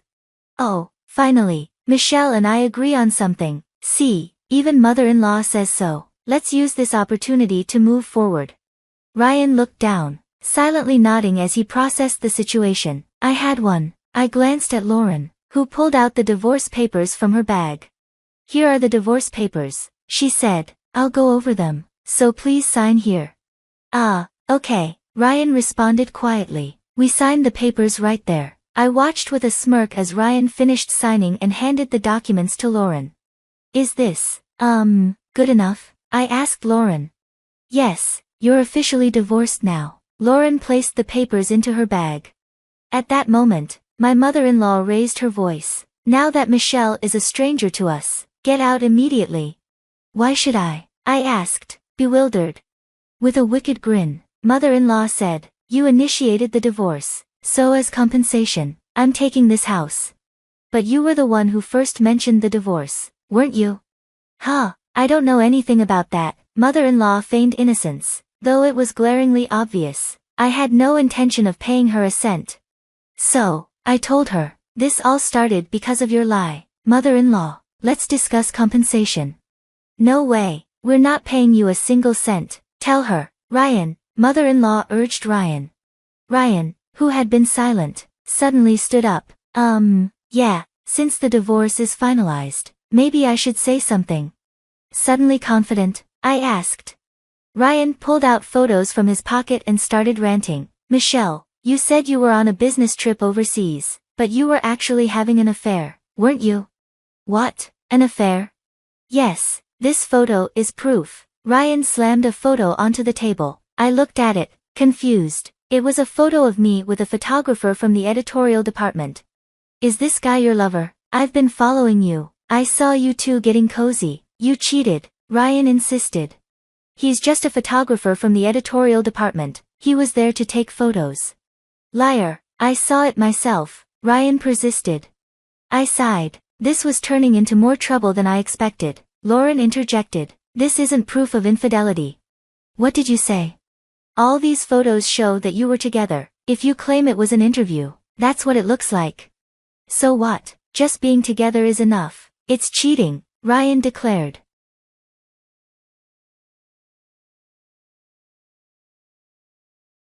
Mom ate all the cookies. Make her spit them out right now. My husband's frantic voice on the phone cut through the calm of the evening, but before I could react, my mother-in-law started choking, foam forming at her mouth, and then she collapsed. Panic surged through me as I dialed 911, and the ambulance arrived swiftly. At the hospital, the doctors ran tests and uncovered something alarming in her stomach. Do I have any idea what it was? Absolutely. I knew it was something meant to harm me. I'm Susan, a 32-year-old mystery novelist, married to John for 5 years. He's been on an assignment in Alaska for the past 6 months. Although we stay in touch, he's so swamped that he barely reads my texts. To combat his loneliness, I've been sending him presents with holiday cards, like New Year's greetings in January and Valentine's chocolates in February. His responses were always brief, thank you, texts. In March, John sent me a box of cookies with a note that read, I enjoyed your Valentine's chocolates. Thrilled, I immediately called him. The cookies arrived. Thanks so much. You're welcome. I appreciate the New Year's card and chocolates. I wish I could have come home for the holidays. It's alright. Flights are tough to book and expensive during that season. Actually, these are the first cookies I've ever baked. I hope you like them. Really? I'll enjoy them while working on my novel. Just then, I heard a crunching sound behind me. I turned to see Linda, my mother-in-law who lives with us, wolfing down the cookies I had been eagerly anticipating. She has a habit of eating the treats I save for myself, as she's always craving food. As a mystery writer, I rely on sweets to fuel my creativity, so I've warned her several times about not touching my snacks, but as usual, she had devoured every last cookie. Wait, what's happening? You've eaten all the cookies already? I'm sorry, I left them unattended for a moment, and my mother-in-law ate them all. What? Mom ate all the cookies I sent. Make her throw them up right now. Why should I? Before I could question his urgent demand, my mother-in-law began to choke, her eyes wide in panic. I can't breathe. In a matter of seconds, she collapsed, foam at her mouth. Mother-in-law, are you alright? Mother-in-law. I hung up on John and called 911, desperately trying to keep my mother-in-law conscious. We rushed to the hospital in the ambulance, with me pleading, hang in there. At the hospital, they pumped her stomach and examined the contents. The results were nothing short of shocking. Actually, we detected a toxic substance in Linda's stomach, the doctor said, his expression grave. The poison was extremely dangerous, odorless, and tasteless, with just 1 to 3 ounces being a potentially lethal dose. My mother-in-law had ingested more than half of that amount and would need to stay in the hospital for an extended period to receive treatment. I hate to ask, but do you have any idea how she might have ingested this poison? The doctor's words triggered a cold shiver of terror as I recalled what my mother-in-law had eaten before her collapse. This couldn't be happening. It had to be a mistake. I sat beside my unconscious mother-in-law, my mind racing with confusion. I needed answers. Once I got home to prepare for her hospital stay, I called my husband, who was clearly anxious about his mother's sudden illness. "Is Mom okay?" "She's unconscious and will need to stay in the hospital for treatment. It looks like she ingested poison." "Poison? How could this happen?" "I need to ask you something. The cookies Linda ate before she collapsed, you made them, right? Are you implying I had something to do with this?" My husband's voice grew tense, but given the situation, it's the only explanation that makes sense. "Susan, as a mystery writer, you should know that you can't accuse someone based solely on circumstantial evidence. Are you trying to accuse me without any real proof?" His harsh criticism stung. He was right, but then he said something that made me question my own ears. "If anything, you were the one closest to Mom. You're the one who looks suspicious. Are you trying to shift the blame onto me?" "You started by suspecting me first," I retorted. The conversation devolved into a heated argument, with accusations flying back and forth. Eventually, my husband's frustration boiled over. "Enough. Without solid evidence, you can't call the police. I'm not coming back, so you need to handle this. Take care of Mom." With that, he ended the call, slamming the phone down in anger. I was left stunned and infuriated by his accusations. I stared at my phone, my frustration simmering. "So that's how it's going to be. If you want to play this game, I'll find the evidence myself and get to the bottom of this." Determined to uncover the truth, I grabbed a pair of white gloves and a clear evidence bag from my study. I had originally bought these items as props for the mystery novels I write, but now I found myself in a real-life situation where they were needed. Despite my experience writing about mysteries, this was my first time dealing with one in reality, and I was unsure where to begin. I started by examining the area where my mother-in-law had fallen ill. The scene remained untouched since the chaos of her collapse. The floor hadn't even been vacuumed. Like a detective, I crawled around the sofa where she had been sitting and the surrounding area, scanning for any clues. "Is this a piece of cookie?" I spotted what looked like a fragment of the cookie my mother-in-law had been eating. Carefully using tweezers, I picked it up and placed it into the evidence bag. Though each piece was small, my mother-in-law had a habit of spilling food, so I managed to collect enough fragments to test for poison. I also gathered crumbs from the original cookie box. However, this evidence alone wouldn't be enough. As my husband pointed out, it's possible I could have planted it. I needed something more concrete that clearly implicated him. Then a thought struck me: if my husband was responsible, how did he get hold of such a dangerous poison? I resolved to investigate how he might have acquired it. I called a police officer acquaintance I'd met during my research for my novels. As I listened to his explanations and took notes, a troubling possibility began to take shape. Though I had hoped it wasn't true, my fears were confirmed when I reviewed my recordings of past conversations with my editor. My suspicions about my husband were validated. It was clear now, he no longer loved me. Despite my constant efforts to stay connected through gifts and regular communication, his feelings had shifted. It seemed he even harbored ill will towards me. Tears streamed down my face, but crying wouldn't solve anything. I called my mom, explained the situation, and asked her to look after my mother-in-law. Then I quickly booked a flight and hotel to Alaska, keeping my plans secret from my husband. Upon arriving, I staked out his apartment. The snow-covered landscape of Alaska in March was bitterly cold, but I layered up and, shivering, kept watch. When my husband left, I followed him discreetly, camera in hand, determined to gather evidence. After several days of surveillance, I had collected enough proof. It was time to confront him. Standing in front of his apartment, I rang the doorbell. "Hey, what? Susan, what are you doing here?" "Hello, John. It's been a while since we've seen each other in person." I smiled and said casually, "Standing around in the entryway isn't ideal. Let's talk inside." I stepped into his apartment, and he reluctantly served me a weak coffee, clearly eager for me to leave. "So, what brings you here?" he asked with a frown. "Oh, is it such a bother for a wife to visit her husband?" "That's not what I meant. You don't have to pretend. You've got a date with another woman after this, don't you?" His surprise was evident as he spat out his coffee and began coughing violently. "Oh, did you come all the way to Alaska just to say that?"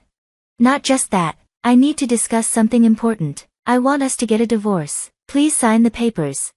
Whoa, you're still holding a grudge about our argument over Mom. You need to stop with these delusions. As he stared at the divorce papers I handed him, disbelief was evident on his face, but panic and cold sweat were also starting to show. If you're accusing me, then you need to show some proof. The cookie is in Mom's stomach. I doubt there's anything left of it. I anticipated that response, so I made sure to gather evidence. I didn't fly out here for $500 one way without proof. I pulled out a clear evidence bag containing a cookie fragment. Here's a piece of the cookie you sent. It's enough for poison detection. Even if poison is found in my mother's stomach, it doesn't automatically link the cookie to the poisoning. We'll examine it, but remember, it's possible you could have planted the poison yourself. I spoke with a police officer friend about the poison. It's not something easily accessible. It would have to come from a specialized pharmacy. That's why it's unlikely that I could have obtained it. I don't work in pharmaceuticals or any related field. My husband slammed his hand on the table, trying to intimidate me and end the discussion, but I remained composed.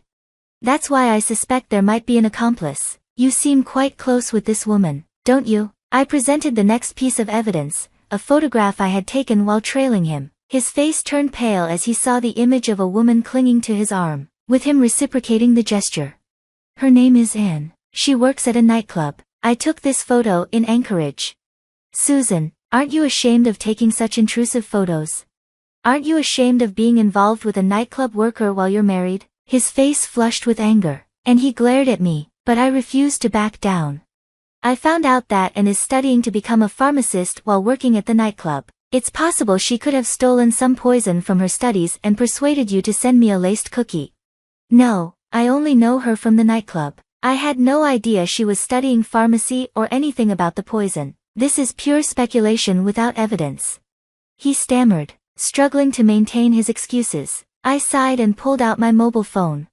You clearly value her more than me, but I have proof. I turned the volume all the way up and played a recorded call between us. Despite the call being from his room, faint sounds of a running shower and a woman's voice saying, "John, come join me," were audible. The background noises were barely noticeable unless the volume was cranked up high. Well, your claim that you only met her at the nightclub is clearly a lie. If I dig deeper into the voice recording, I can identify who it belongs to. Alright, I admit it, I cheated, but so what? It's your fault for not being as attractive as Anne, and my infidelity doesn't prove that I poisoned anyone. Defiant and unremorseful, my husband sprawled out in his chair. I decided to play another recording. This time, it captured him saying, just before my mother-in-law collapsed, "Did Mom eat all the cookies I made? Make her throw up immediately." Care to explain why you said that if you were supposedly unaware of anything? His face went pale, and he bowed his head, struggling to maintain his composure. Susan, how much do you know? I'm guessing you're targeting me for the royalties from the novels I've written. His reaction confirmed my suspicion. Royalties are given to the copyright holder and can be inherited by their family upon their death. He must have envisioned himself enjoying those royalties with his mistress. Please, forgive me. I did it because she pressured me. Really? There's no evidence suggesting she had any dirt on you. Are you just deflecting blame again? I thought I had covered my tracks. Begging won't change anything. How do you think I'd feel in my position? I have no intention of forgiving you. I slammed the divorce papers on the table. Let's just get this over with. Just because I'm begging doesn't mean you can take advantage. Furious, my husband grabbed me by the collar, trying to force me to the ground. But just then, that's enough. The police officers I'd called earlier burst into the room. I'm glad I called them in advance. You never know what might happen. In the end, my husband was arrested. I handed over all the evidence to the police, had him sign the divorce papers, and made him cover all the hotel and flight expenses. Then I left, feeling a sense of relief as I headed home. The very next day, his mistress was arrested as an accomplice, and the two of them now share a jail cell. Naturally, I demanded a divorce settlement from both of them, and once I receive it, everything will be finalized. Afterward, I revealed the truth to my mother-in-law, who had been discharged from the hospital, and we said our goodbyes. I moved to a new apartment, and a year later, I used this experience as the basis for a mystery novel. To my surprise, it became a huge hit. For a novelist, every experience, whether good or bad, can be a wellspring of inspiration.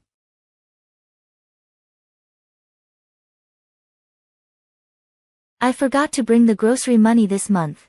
My husband, Ethan, threw a single $50 bill onto the table. $50 for a whole month's worth of groceries for a family of 3, it was laughable. If you want to complain, then go earn some money yourself, Ethan said, his voice icy. I had no response. His cold gaze left me speechless.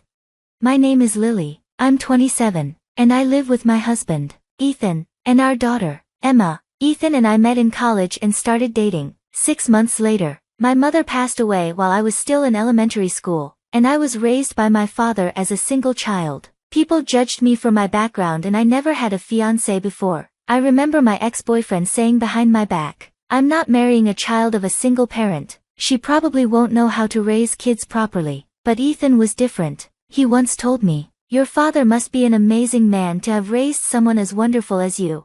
His words brought tears to my eyes. I was convinced Ethan would always support me no matter what. After graduation, we both joined my father's company. 3 years later, Ethan and I decided to marry. My father had always been worried about me growing up in a single-parent household. Although my father wanted Ethan to take over the family business, Ethan's family opposed, so we had to let that go. I became Ethan's wife, moved into his family home, and our married life began. Within 6 months, we had a child. I left my father's company to focus on creating the happy home I had always dreamed of. But that dream quickly began to unravel. One evening, as I served dinner, Ethan snapped, "Are you trying to upset me with this terrible food? Remake it." I was stunned, trying to calm his anger while soothing our crying newborn. "Emma," I said, "I'm sorry, but I ordered it from a diner. You know it's good." "Don't talk back. You didn't cook it yourself. Both your housework and childcare, do them right. Can't you stop taking your anger out on us? Why the hell are you my wife if you can't even cook a decent meal? Useless." Ethan spat the words out before storming off to his room. How did things end up like this? The kind man I once knew seemed to have vanished. Since Emma was born, Ethan's demeanor had shifted. He grew irritable over the smallest things, belittling me with comments like, "You can't even earn money, useless," or, "Can't handle being a stay-at-home wife."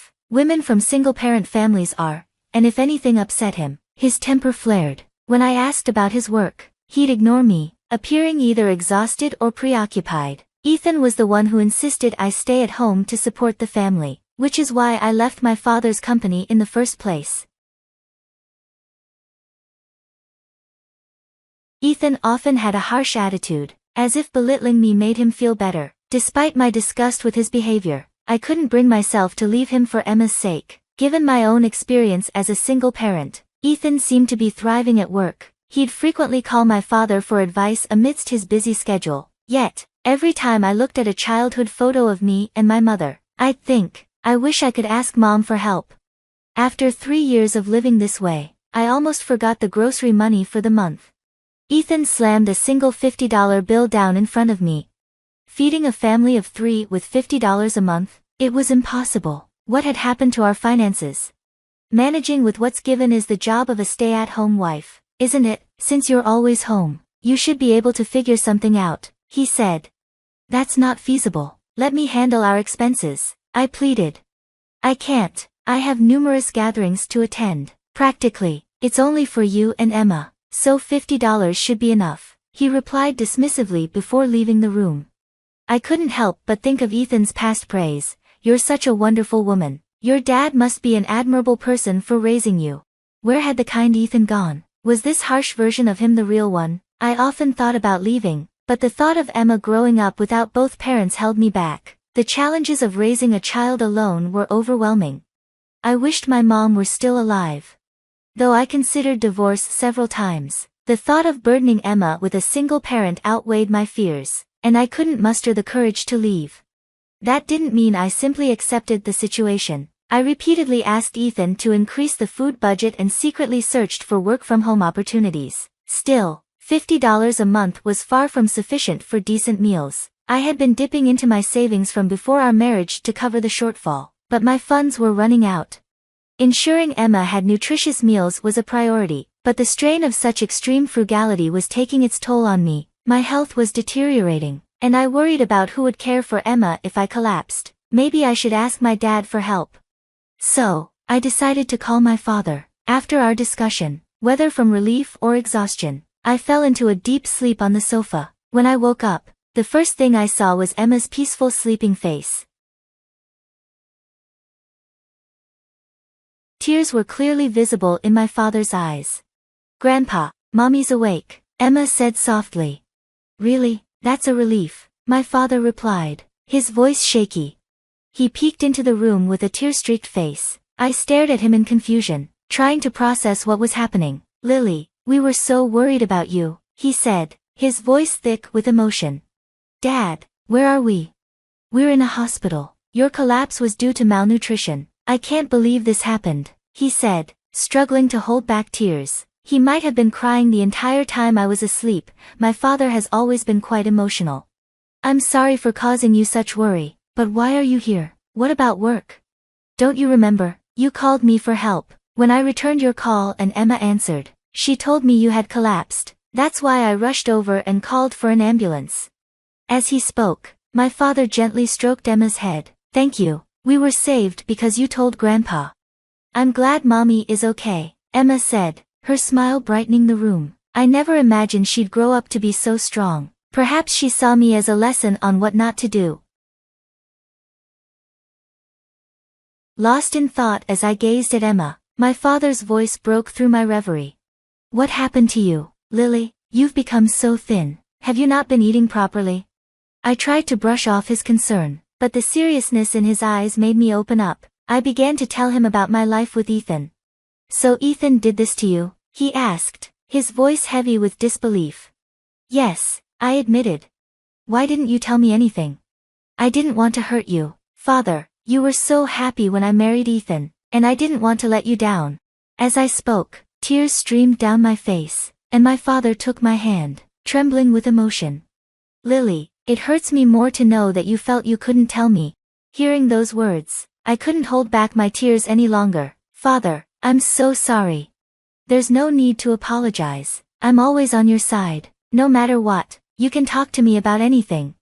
"Yes, I know," I said, feeling a mix of relief. What had I been enduring all this time? If only I had confided in my father sooner, Emma and I might have avoided so much hardship. I realized that in my attempt to shield Emma and my father from worry, I had lost sight of what truly mattered. Emma couldn't possibly be happy growing up in a home filled with conflict and devoid of joy. Noticing the change in my expression, my father said he needed to make a phone call and left the room. After a while, he returned, and we spoke for an hour before Ethan arrived at the hospital. "Don't call my office for trivial matters," Ethan barked as he entered, clearly irritated, but his tone softened when he saw my father. "Oh, father-in-law." My father, usually calm, was unruffled by Ethan's rudeness, a side of Ethan he had never witnessed at work. "This is a hospital. Don't you think your loud voice might disturb the other patients?" my father said, keeping his composure. "But Lily told my receptionist she was hospitalized due to malnutrition." "Yes, I made that call. Any problem with that?" "Oh, it was you who made that call. Because of what you said, I got some pretty strange looks from my colleagues. It was quite embarrassing." "Come on now, Dad." "Embarrassed? Huh? Being embarrassed is a lot better than being mistreated by your own husband, don't you think?" Ethan, already agitated, grew even more furious. "Lily, what are you rambling about? This is a family matter."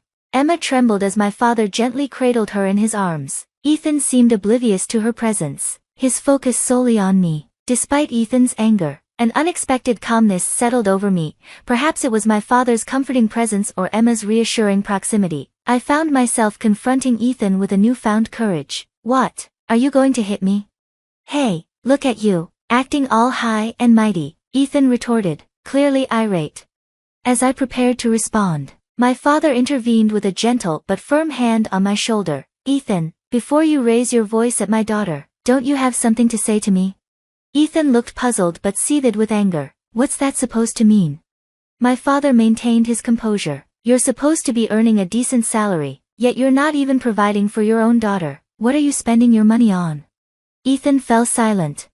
"But why are you angry?" my father continued calmly. "This is just a matter of discipline. More importantly, When will the CEO position be available? I'm ready to step in. Ethan was taken aback. Ah. My father's expression shifted to one of disbelief at Ethan's audacious claim. Why are you surprised? As the husband of the CEO's daughter, isn't it normal that I should take over the company? With someone as capable as me as CEO, the business would surely thrive. Don't you think I should be given the position immediately? Ethan's absurdity left my father speechless. Seeing his shock, I stepped forward and told Ethan, if someone like you becomes CEO, the company will go bankrupt. What did you say? Ethan snapped.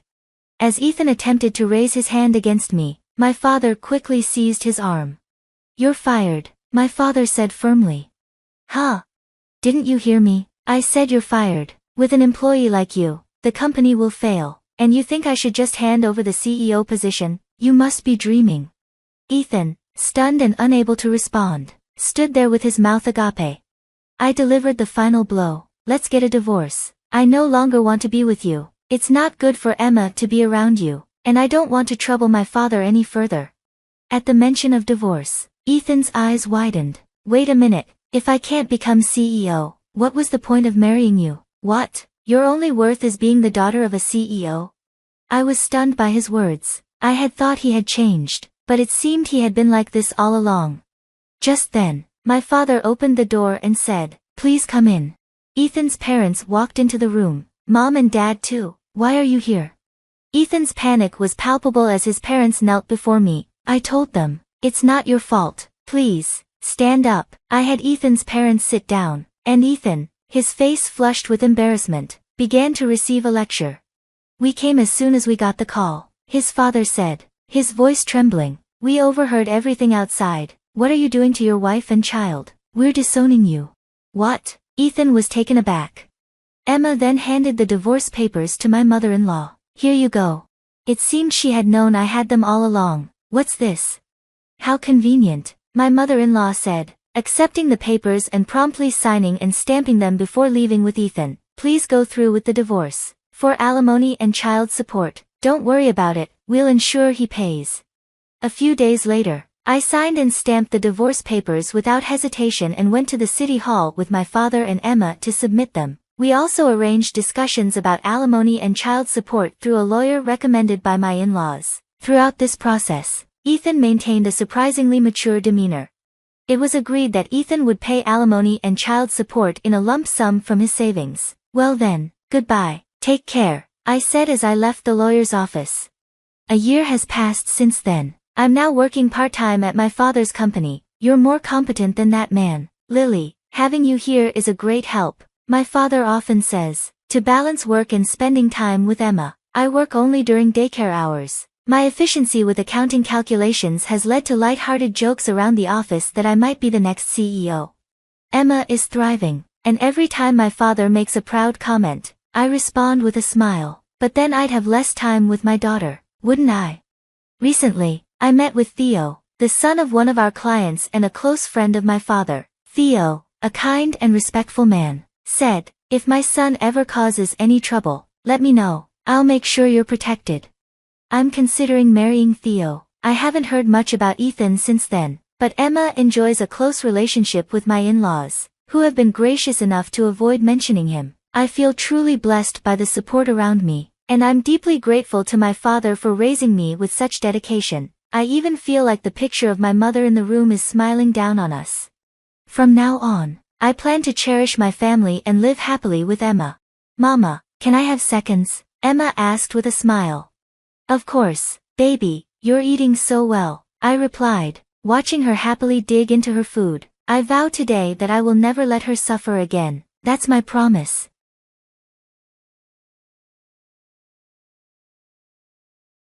Come on, it's Christmas, can't you just cooperate? My husband, Henry, kept insisting, but the pain in my stomach was so overwhelming that I could hardly think. Wait, something's really wrong. My stomach hurts so much. I tried to explain, but he just wouldn't listen. Give me a break, you're probably faking it, you're so pathetic. Please, I'm serious. If I end up in the hospital, I won't be able to take care of our daughter. Come home now, you need to stop this. I told you not to embarrass me in front of the relatives. Don't ruin my reputation, just deal with the stomach pain. he shouted before abruptly hanging up. Drained from the call, I sank down, only to feel a sudden wetness beneath me. Oh no, my water just broke. Panic set in as I realized I couldn't move, the pain was too intense. I needed to clean up, but all I could think about was our daughter. As I struggled, our daughter Lily, sensing something was wrong, walked into the room. Mom, what's going on? My name is Emily, I'm 35, and I work in an office. I live with my husband, Henry, who also works in an office, and our daughter, Lily, who's in 3rd grade. I had Lily when I was 24, and after not being pregnant for years, I thought it would never happen again, but here I am, 9 years later, expecting another child, due in January. It was unexpected, but my heart is full of joy. Lily is ecstatic about becoming a big sister. I'll help take care of the baby, she beams.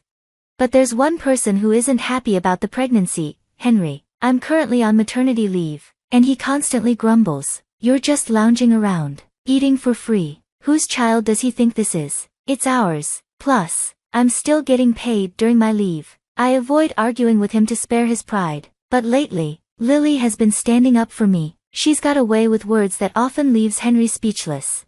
Mom's taking a break because she's having a baby. Giving birth is hard work. Dad, something you wouldn't understand. She's still doing all the housework, even while pregnant. Why are you being so mean to her?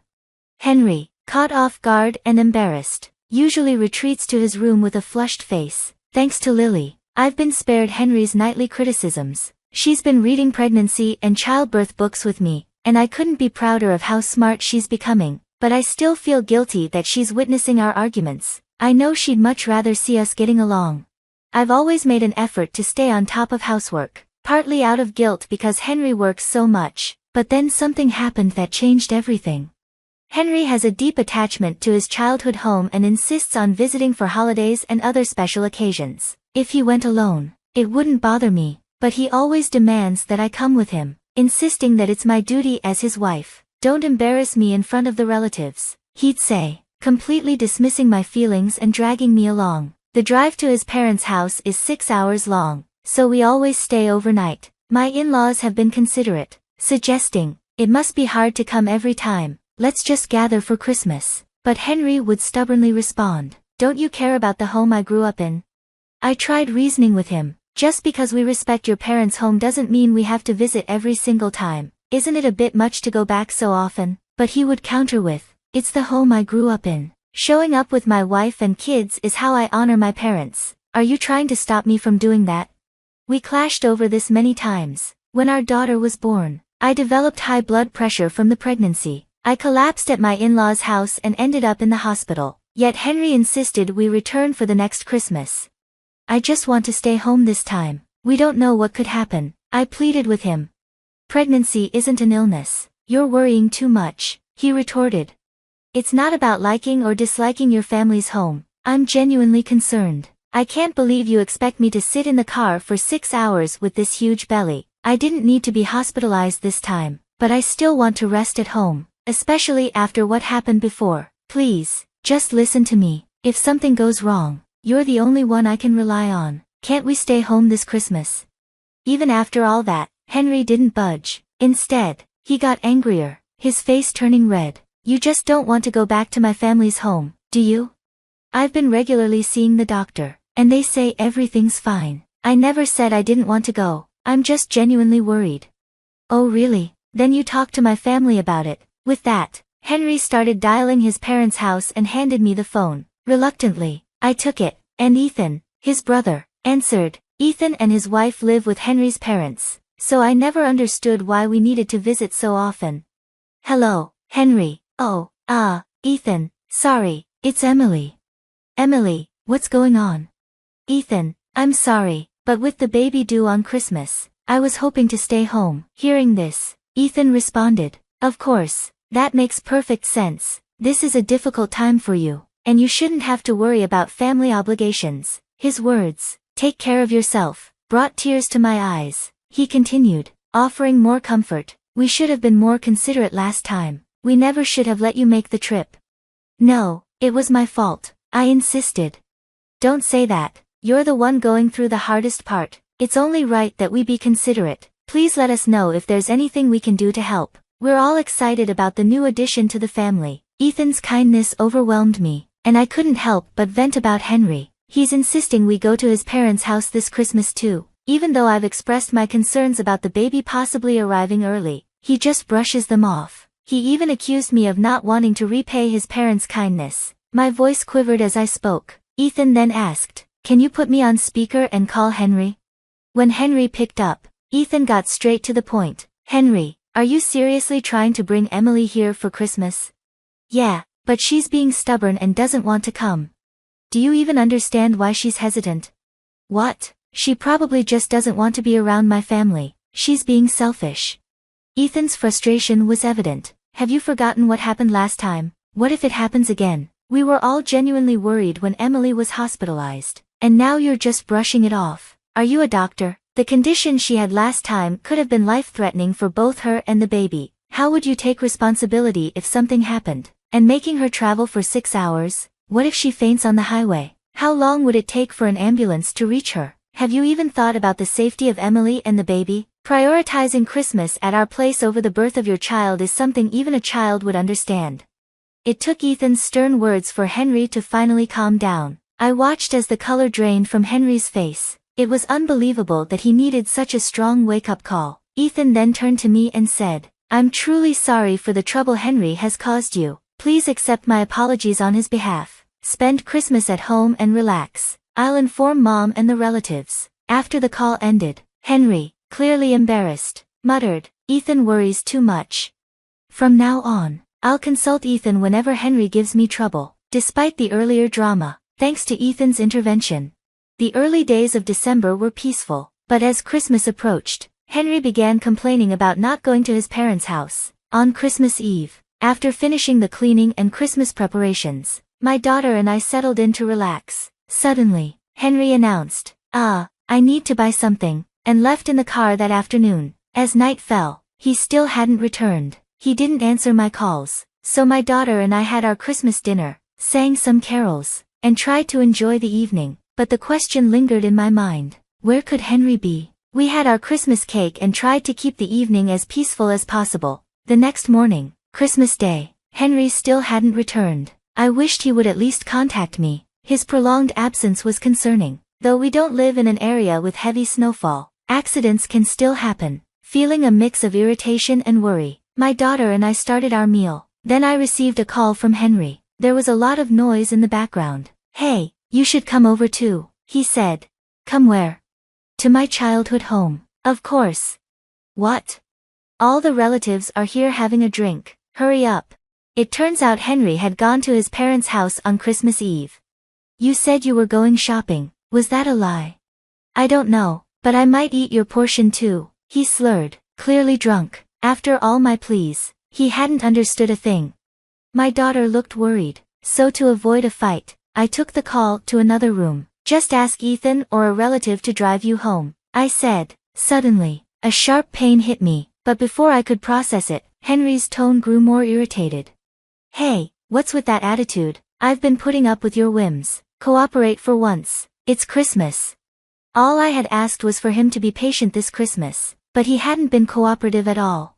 "It's embarrassing if everyone's here and we're the only ones missing," Henry continued, but I was too distracted by the intensifying pain. "Wait, I'm in a lot of pain right now. It's getting worse," I tried to convey, but Henry wouldn't listen. "Really? You're probably faking it. You're so deceitful. It really hurts. If I end up in the hospital, who will take care of our daughter? Come home now." "You stop it. I told you not to embarrass me in front of the relatives. Don't tarnish my reputation. Just bear with the pain," Henry shouted before abruptly ending the call. Exhausted from my argument with Henry, I collapsed, only to feel a sudden wetness below. Oh no, my water broke. I tried to move, but the pain was becoming unbearable. I needed to clean up, but more pressing was the thought of what to do about my daughter. In the midst of my agony, Lily, looking anxious, entered the room. "Mom, where's Dad?" "Sweetie, can you come here for a moment?" "What's wrong, Mom?" "Lily, can you call an ambulance with this phone?" I could barely speak through the pain, and as I watched her face fill with concern, I realized I hadn't taught her how to call for help. Before I could explain, she said, I'll get the neighbor, and rushed out. Moments later, our neighbor arrived. Lily, sensing she couldn't handle it alone, had wisely sought adult help. Emily, are you alright? I'll call an ambulance right away, our neighbor said as they dialed for help. I felt immense relief knowing we had such supportive neighbors. Lily held my hand, trying to comfort me as we waited. The neighbor also contacted my parents. When the ambulance finally arrived, I gave birth later that day to a healthy baby boy, though a bit early. The next day, my parents arrived at the hospital. I tried to reach Henry, but he was unreachable and nowhere to be found. He only appeared after New Year's, brought by Ethan. Although Ethan wasn't directly involved, he apologized for the delay. I'm sorry for being late. Henry turned off his phone on Christmas. I didn't realize what had happened until now. Henry, who had been sulking, reacted with surprise. What? You think you can talk about divorce? Ethan, clearly taken aback, responded. Henry, what are you saying? Emily is just exaggerating. She wants attention. Just then, the door opened. What did you just say? It was my father, who had just returned from lunch with Lily. Henry looked visibly shaken. Henry, do you always speak to my daughter like that? No, I mean. Answer me. My father's anger was palpable. My daughter was in pain, and you accused her of faking it. Seeing her now, can you still say that? Enough. She will stay with me for a while, and you won't see her or the baby, understood? Henry seemed to finally realize the seriousness of his actions. But who will take care of me while I'm at work? I've reconsidered my earlier thoughts. He's truly irredeemable. Do it yourself. She managed work and house responsibilities even before her maternity leave, right? If you're an adult, you should be able to handle it. My father scolded Henry. Henry tried to argue, but Ethan intervened. I am truly sorry for Henry's behavior. Congratulations on the baby. Though it's late, please accept this gift. Ethan handed me a present and then left with Henry. Dad, I'm sorry for the trouble. When he asked for your blessing, I thought he was a trustworthy man. I spent some time recovering at my parents' house, and fortunately, my daughter was on winter break. After about 2 weeks, I returned to the house with my father. I left our baby boy and daughter in my mother's care. Upon arriving, I was met with the sight of Henry and a house in disarray, littered with trash. It was clear he hadn't cooked. Fast food and delivery boxes were strewn about. We sat in the living room, with my father joining us, and I began the conversation with Henry. Frankly, I want a divorce, I said, handing him the divorce papers. You're serious about this? Henry, can't you even thank me for giving birth? Oh, what? It's natural for a mom to give birth. It's not like you're working. Henry's attitude was appalling from the start. My father's expression grew stern as Henry continued his nonsensical remarks. So, the baby's a boy. Huh, then I don't want a divorce. I've always wanted a son. I'll raise him to be a baseball player. Didn't Ichiro become a star because he practiced with his dad? I want to do that. I was stunned. What did he think of his own child? I don't think Ichiro's dad saw his son as a means to fulfill his own dreams, I said. Before I could say more, the living room door burst open. I tried to be patient, but I can't listen to this nonsense any longer. It was my mother-in-law. Henry looked shocked by her sudden arrival. Henry, get a grip. Who do you think manages everything while you work stress-free? Who takes care of the kids, cooks every meal, and keeps this house running? It's all thanks to Emily. Look at the state of this house after just 2 weeks without her. You're ungrateful. Divorce is the only option. Don't cause Emily any more trouble. My mother-in-law's outburst left Henry speechless. He signed the divorce papers without further protest. With the help of a lawyer, I ensured Henry would pay child support for both our daughter and son. As for Henry's current situation, he's been sent back to his parents' house, where he's being retrained by his mother and Ethan in daily chores and cooking. He seems to struggle with the housework and frequently complains about wanting to escape. It's ironic how the man who once loved being at his parents' house now dreads it.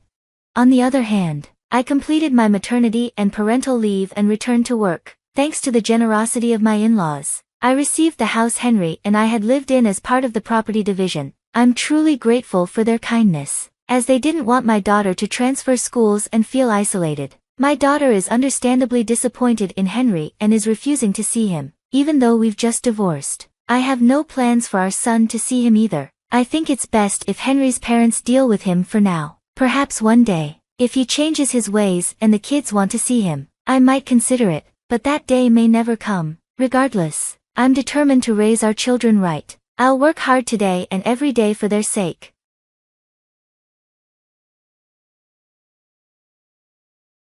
I'm giving our house to my brother's family. If you refuse, we're getting divorced. Leave immediately. Kevin, my husband's brother, recently retired. Now living on a pension, he's realized how wasteful it is to keep paying rent. Out of the blue, my husband Jack decided to give our house to Kevin's wife, Linda. Jack agreed with her, and to top it off, hurled some harsh words at me. What on earth are these two thinking? But this house was my inheritance. When I reminded Jack of that, he looked genuinely shocked and muttered, "Huh." Had he forgotten? I had enough of him, so I decided to throw him out. My name is Catherine Hope. I'm 45 years old and have been married to Jack for over 20 years. We've never had children, and we didn't pursue any fertility treatments, so it's just been the two of us. Jack was my boss when I was working, and back then he was someone I could rely on. When I was very young, I lost my parents in an accident and was raised by my grandparents.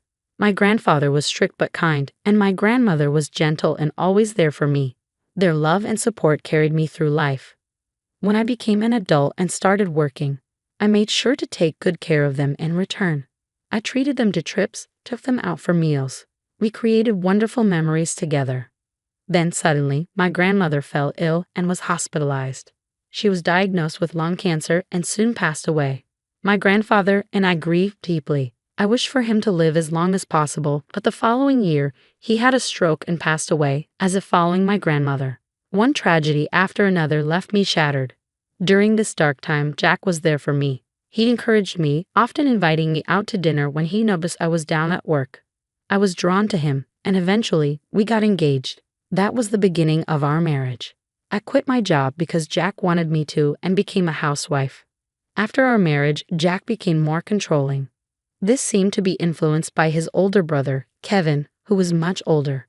Kevin's wife, Linda, was completely devoted to him. Jack seemed to admire this dynamic and wanted me to be just like Linda. I didn't question Jack's wishes. Kevin was a respectable man who always showed appreciation for his wife. I supported Jack wholeheartedly, hoping he would become that way too. On the surface, Linda appeared to be a devoted wife who tirelessly supported Kevin. However, I never got along with her.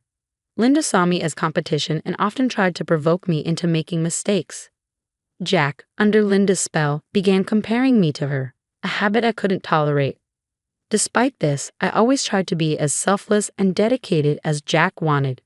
But he never understood how much those comparisons hurt me. Each time he made them, I felt emptier. Today was no different. Jack came home earlier than usual, catching me off guard since I hadn't received any word from him about his early return. "Oh, I'm sorry. I wasn't expecting you so soon. Dinner's not ready yet," I said, surprised. Jack let out a deep sigh, shot me a sideways glance, and handed me his jacket. "You really ought to learn a thing or two from your sister-in-law. You're so inconsiderate," he muttered before heading into the living room. He turned on the TV and slumped heavily onto the couch.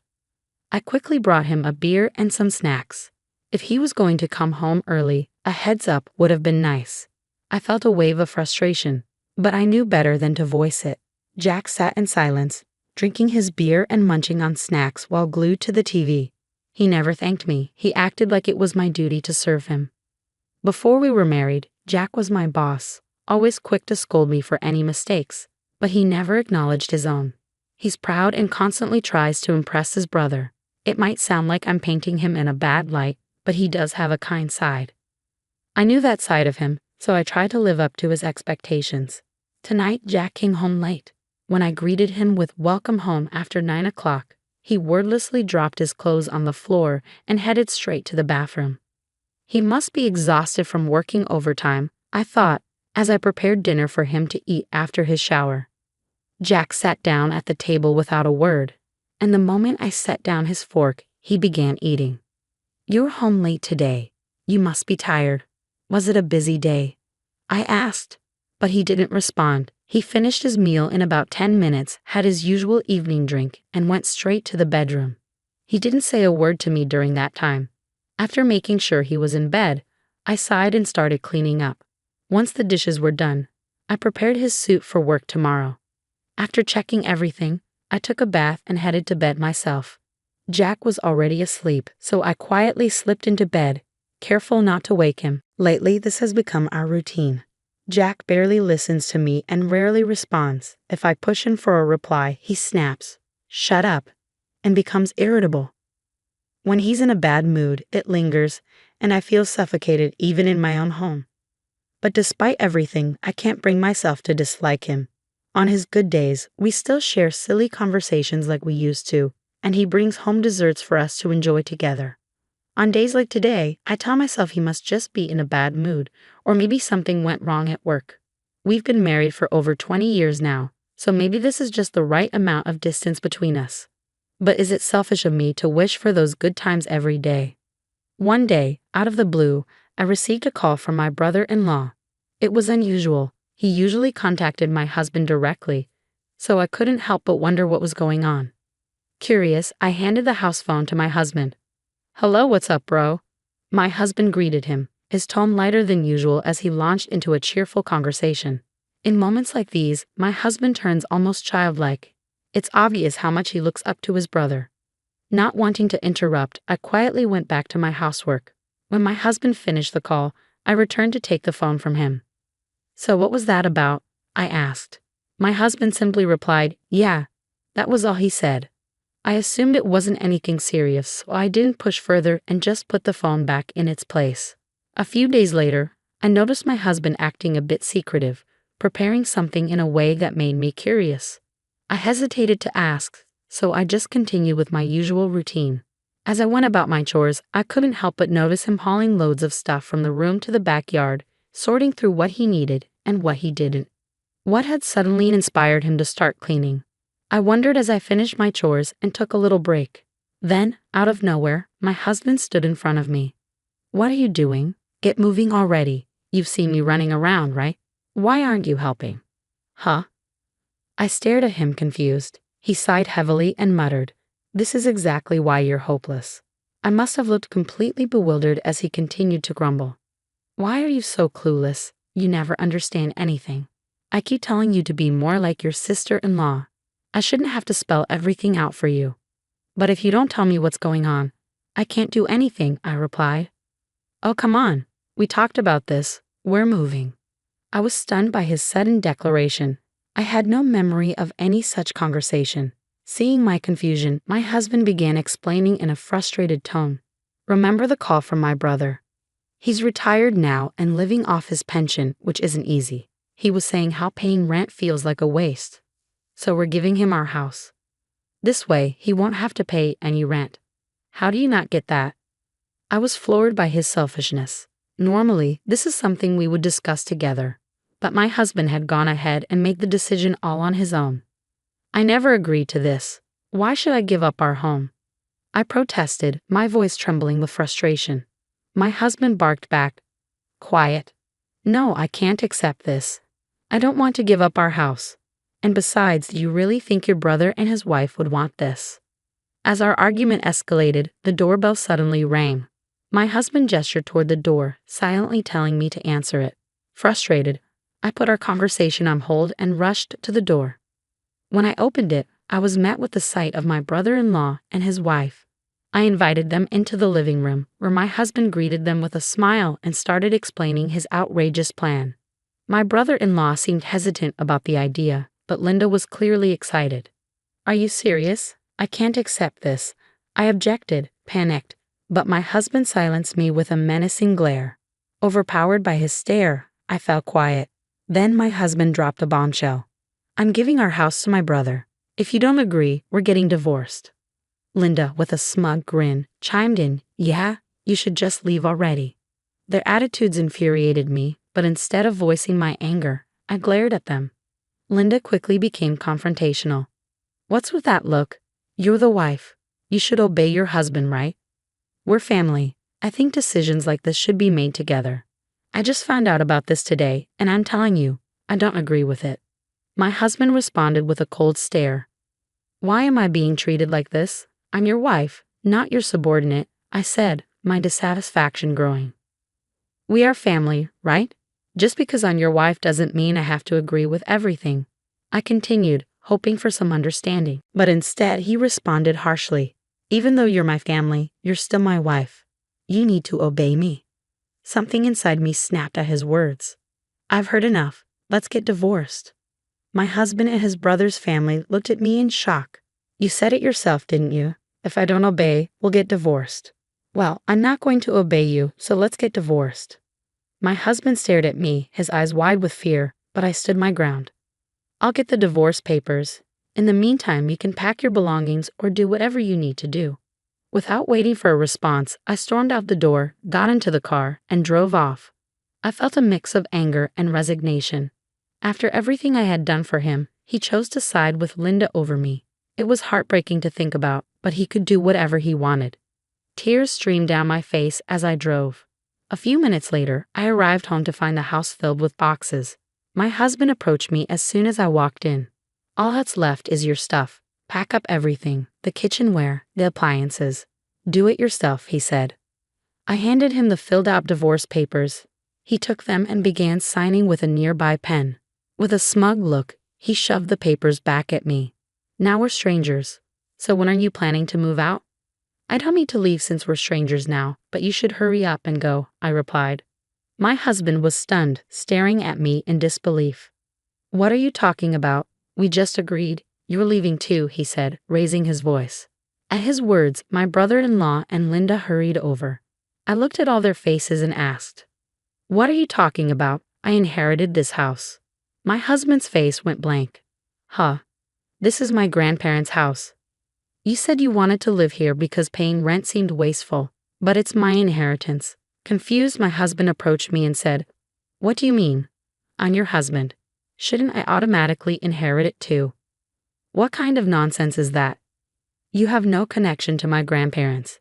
Inheritance is given to those directly related. Since we have no children, it's my inheritance alone. I was stunned by his lack of understanding about inheritance. It was clear my husband had no grasp of basic concepts. When I told you about the inheritance, you didn't pay a cent in property taxes because the house and land are in my name. Don't you remember? My husband was visibly flustered and at a loss for words. Linda, however, was quick to speak up. It's your fault for not explaining things clearly. A wife should support her husband. Trying to kick him out like this. What kind of person are you? No matter what she said, the fact remained that the property is in my name. How do you plan to transfer ownership when the name on the deed is different? That's why I said we needed to discuss this properly, but Jack never listened, I said, glaring at Linda. Feeling a mix of determination and apprehension, I steeled myself. Amidst the escalating tension, my brother-in-law suddenly raised his voice. Jack, Linda, enough. Stop causing more trouble. The unexpected authority in his voice made both Jack and Linda stiffen in surprise. I was taken aback as well, feeling a wave of relief. After casting one last glare at Jack and Linda, my brother-in-law stepped forward. Catherine, I'm sorry for my brother and his wife's behavior. With that, my brother-in-law pulled me into a hug. Linda, seeing this, shouted, Stop it, and rushed forward. Why are you apologizing? Jack said he would give us the house, so Catherine, as his wife, should just go along with it. There's no need for you to apologize. Stop this nonsense. It's disgraceful to take the house away from Catherine. This house is in her name. She has the right to make decisions about it. Jack should be the one listening to her. With those firm words, my brother-in-law shot a stern look at my husband. Jack, startled, was left speechless. Threatening divorce without properly discussing it as a couple. I'm ashamed to call you my brother. Who do you think you are? My husband began to stammer, trying to justify his actions. But, big brother, you always impose your ideas on Linda. I thought that's how a husband should behave, so I've been tough on my wife. What are you talking about? Yes, I may indulge Linda sometimes, but I've never made major decisions on my own or forced her to obey. I always appreciate her support. After being reprimanded by my brother-in-law, my husband finally seemed to grasp the gravity of his actions. He hung his head in shame, his face pale, and then hesitantly turned his gaze toward me. Could we put the divorce on hold and have a calm discussion? He asked. I glared at him, unimpressed by his attempt at negotiation. A calm discussion. What are you talking about? We've already made a decision. We're getting a divorce. You're leaving and I'm staying here. There's nothing more to discuss. I just need to know when you're moving out. My husband looked stunned by my response, and my brother-in-law shook his head in exasperation. Linda, standing beside him, was visibly shaken. After my brother-in-law and his wife left, I proceeded with filing for divorce. Despite my husband's attempts to cling to the house, my decision remained unchanged. I could no longer tolerate being with him. Once I realized this, any feelings of love or interest I had for him vanished, leaving me with only a deep sense of emptiness and reflection on what I had been enduring. Despite my husband's desperate attempts to reconcile, the rift between us was too significant to bridge. He eventually accepted my stance and moved out a week later, according to my brother-in-law. I learned that my husband had started living alone in an apartment. My brother-in-law frequently apologized for the trouble caused by his brother and expressed his desire for my happiness. He seemed to harbor some resentment toward his brother, and it was apparent that their relationship had become strained. I also heard that Linda had become notably subdued since the events. News of my divorce spread quickly at my husband's workplace, exposing his abusive behavior and harsh treatment towards me. As a result, he lost his standing in the company. As for me, I began searching for a job after the divorce. A friend helped me secure a full-time position, and I'm now enjoying a positive work environment. Living in a house filled with old memories has been a source of comfort, and I'm finding joy in this new chapter of my life.